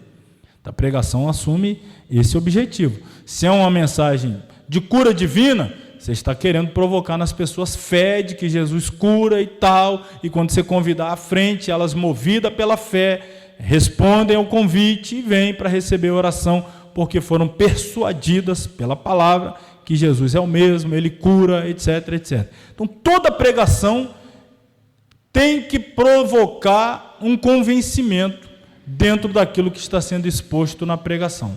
Tem que produzir persuasão. Ainda aqui, falando da pregação, portanto, a pregação é a comunicação oral e verbal da palavra de Deus com o intuito de salvar os que ouvem. É a palavra falada, o veículo pelo qual Deus transmite a sua vontade. Homilética, um conceito agora de homilética, é a arte de elaborar e apresentar sermões. É a disciplina que nos leva a falar com elegância, desenvoltura, propriedade bíblica e evangélica. Uma palavra correlata de homilética é homília, Homilia ou homilia é a parte da teologia pastoral que se ocupa com a transmissão oral da palavra de Deus aos fiéis. É o mesmo que oratória sacra. Ainda falando da homilética, ela é, portanto, uma ciência, assim como a hermenêutica, que estabelece regras básicas. Para quê? Para preparação de discursos, de sermões. Então, quando nós estudamos homilética, nós, mais uma vez, estamos lançando mão de ferramentas que nos ajudará a preparar, a organizar o sermão, a mensagem, a exposição, que ela tenha ordem coerente, que tenha inter-relação dentro dos pontos da mensagem que você está transmitindo, que tenha um objetivo claro, as pessoas entendam aonde você quer chegar com aquela mensagem. É como se você, na pregação, você estivesse caminhando por uma estrada, que você sai de um determinado ponto com o objetivo de chegar a um outro determinado ponto. E você é o responsável a pegar todas as pessoas que te ouvem pela mão e conduzi-las por esse caminho, que é a mensagem, até chegarem naquele ponto. É o objetivo. Eu quero que todos entendam nesta noite que Jesus é o Filho de Deus. E aí você prega uma mensagem expositiva, deixando claro que Jesus é o Filho de Deus. No fim da mensagem, todos devem chegar a essa conclusão. De fato, pelo que foi exposto pelos textos, Jesus é o Filho de Deus. Usando um exemplo aqui muito simples. Então, tem que ter um objetivo e você deve o tempo todo estar focado nesse objetivo. Parece óbvio, e até é óbvio mesmo, mas obviamente que a gente ouve muita coisa que não se parece com isso, tá? Obviamente que muitas pessoas assumem as nossas tribunas e eles partem de lugar nenhum e chegam a nenhum lugar. E vão soltando as pessoas pelo meio do caminho, as pessoas também ficam tudo perdidas no meio dessa trajetória. Quem nunca ouviu um sermão que o camarada, o irmão, a irmã, o homem de Deus, não estou dizendo que não seja homem de Deus ou que não seja mulher de Deus, estou dizendo que às vezes não leva em consideração, desconsideram, trata como coisa, isso é besteira, é negócio de, não, isso a gente vai de qualquer jeito lá e no final dá certo. Então, esse tipo de pensamento, aí a pessoa assume lá a tribuna e vai lá, irmãos, hoje eu quero falar com vocês algo que Deus colocou no meu coração. Vamos ler aqui um texto aqui. Quero ler aqui Josué, quando ele derrubou as muralhas de Jericó. Ele é o texto lá de Josué na muralha de Jericó. Irmãos, estamos diante de um texto que fala de um grande desafio. E quando eu falo de desafio, eu logo me lembro de Davi diante de Golias.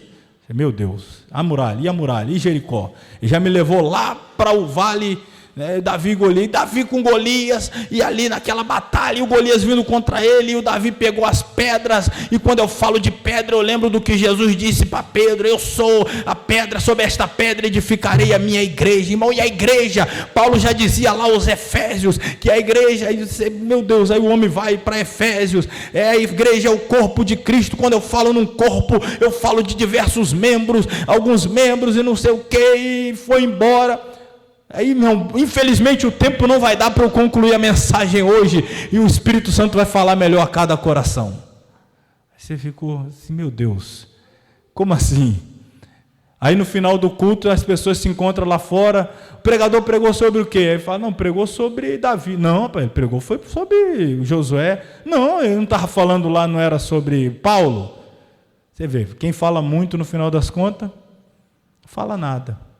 Ninguém chega a lugar nenhum, você não entendeu, não houve nenhum ensinamento, ninguém foi persuadido a nada, mas pode acreditar, no meio disso ainda vai ter alguém que vai sair dizendo, rapaz, o camarada era Bíblia pura, você viu? Rapaz, citou Bíblia, porque cita a Bíblia mesmo, não deixou de ser Bíblia, só que tudo assim, solto, aqui, pegou ali, pegou, alguém, rapaz, o camarada é Bíblia pura, só Bíblia. Você percebe? De fato, pode não sair da Bíblia, mas também não falar nada, sem deixar de usar texto bíblico, mas não tinha coerência, não estava dentro do objetivo, a pessoa não tinha um propósito, ele não sabia onde queria chegar, ele foi ali só para encher linguiça mesmo, preencher aquele tempo. Final das contas, é isso aqui, desconsiderar essas regras básicas na preparação. Tem gente que não gosta do esboço, eu particularmente gosto e gosto muito. Tem gente que não gosta, não tem problema, mas mesmo que você não use o esboço físico, lá no papel, ou escrito no tablet, no iPad, no notebook, no celular, na palma da sua mão, seja lá onde você queira escrever, mas pelo menos isso tem que, de alguma forma, estar organizado na sua mente. Eu vou começar assim, vou desenvolver assim, o ponto 1 é esse, o ponto 2 é esse, o 3, até eu chegar na conclusão tal, e, finalmente. Então, uma organização precisa haver, e a homilética nos ajuda a ter essa organização. Ela vai aplicar os princípios da oratória, da eloquência, da retórica, para que haja na preparação e comunicação do sermão. Olha o que tem que haver, tanto no momento em que eu estou preparando, quanto principalmente no momento em que eu estou comunicando. Tem que haver o quê? Clareza de ideias, lógica nos pensamentos, melhor inter-relação, tem que ter relação entre os pontos expostos, tem que ter uma relação com o tema central, e facilidade para cronometrar o tempo do sermão. Você tem meia hora? Vai organizar, então vou usar tantos minutos para a introdução, vou usar no desenvolvimento tantos e tanto na conclusão. Você tem 40 minutos, tem 50, você vai se organizar. A homilética nos ajudará em tudo isso. Por falar em organização do tempo, o nosso se esgotou, eu vou apenas ler essa última parte, semana que vem a gente vai começar aqui na oratória. Eu vou explicar a oratória, a eloquência, a retórica, e seguiremos a partir daqui. Apenas dizendo que todo pregador precisa ter em mente o significado, que nós vamos tratar na semana que vem, e na importância desses elementos chaves da homilética. Todo pregador precisa entender o significado e saber como aplicar no seu exercício ministerial, oratória, eloquência e retórica. Então, um assunto imperdível, não é? Para a semana que vem, se Deus permitir. Amém? Amém ou não amém, irmãos? Vocês querem que a gente fique aqui, emenda com a vigília e avança aí, né? O assunto é bom mesmo. A gente vai semana que vem. A minha pretensão era concluir hoje até o capítulo, a primeira parte do capítulo 1, mas não vou atropelar, não. Se a gente tiver que fazer uma aula mais para frente, a gente faz aula extra, mas a preocupação aqui é ser bem claro, bem compreendido. Então, estou indo devagar mesmo, buscando ser o mais didático, pedagógico aí possível. Vamos nos colocar de pé, orar, agradecer a Deus.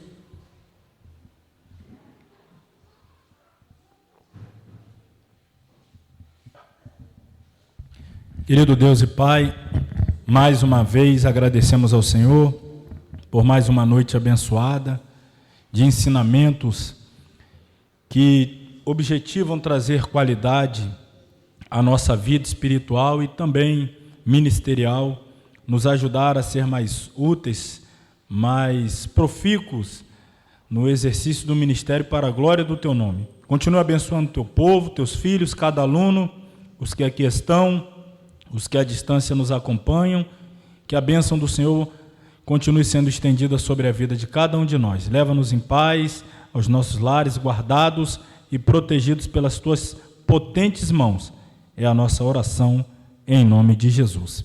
Estenda a sua mão, que o grande amor de Deus, a graça do nosso Senhor e Salvador Jesus Cristo, a comunhão e a consolação do Espírito Santo seja com todos que amam e aguardam a breve volta de Jesus. Todos digam amém. Deus abençoe a todos. Até a próxima quarta, permitindo-nos o Senhor.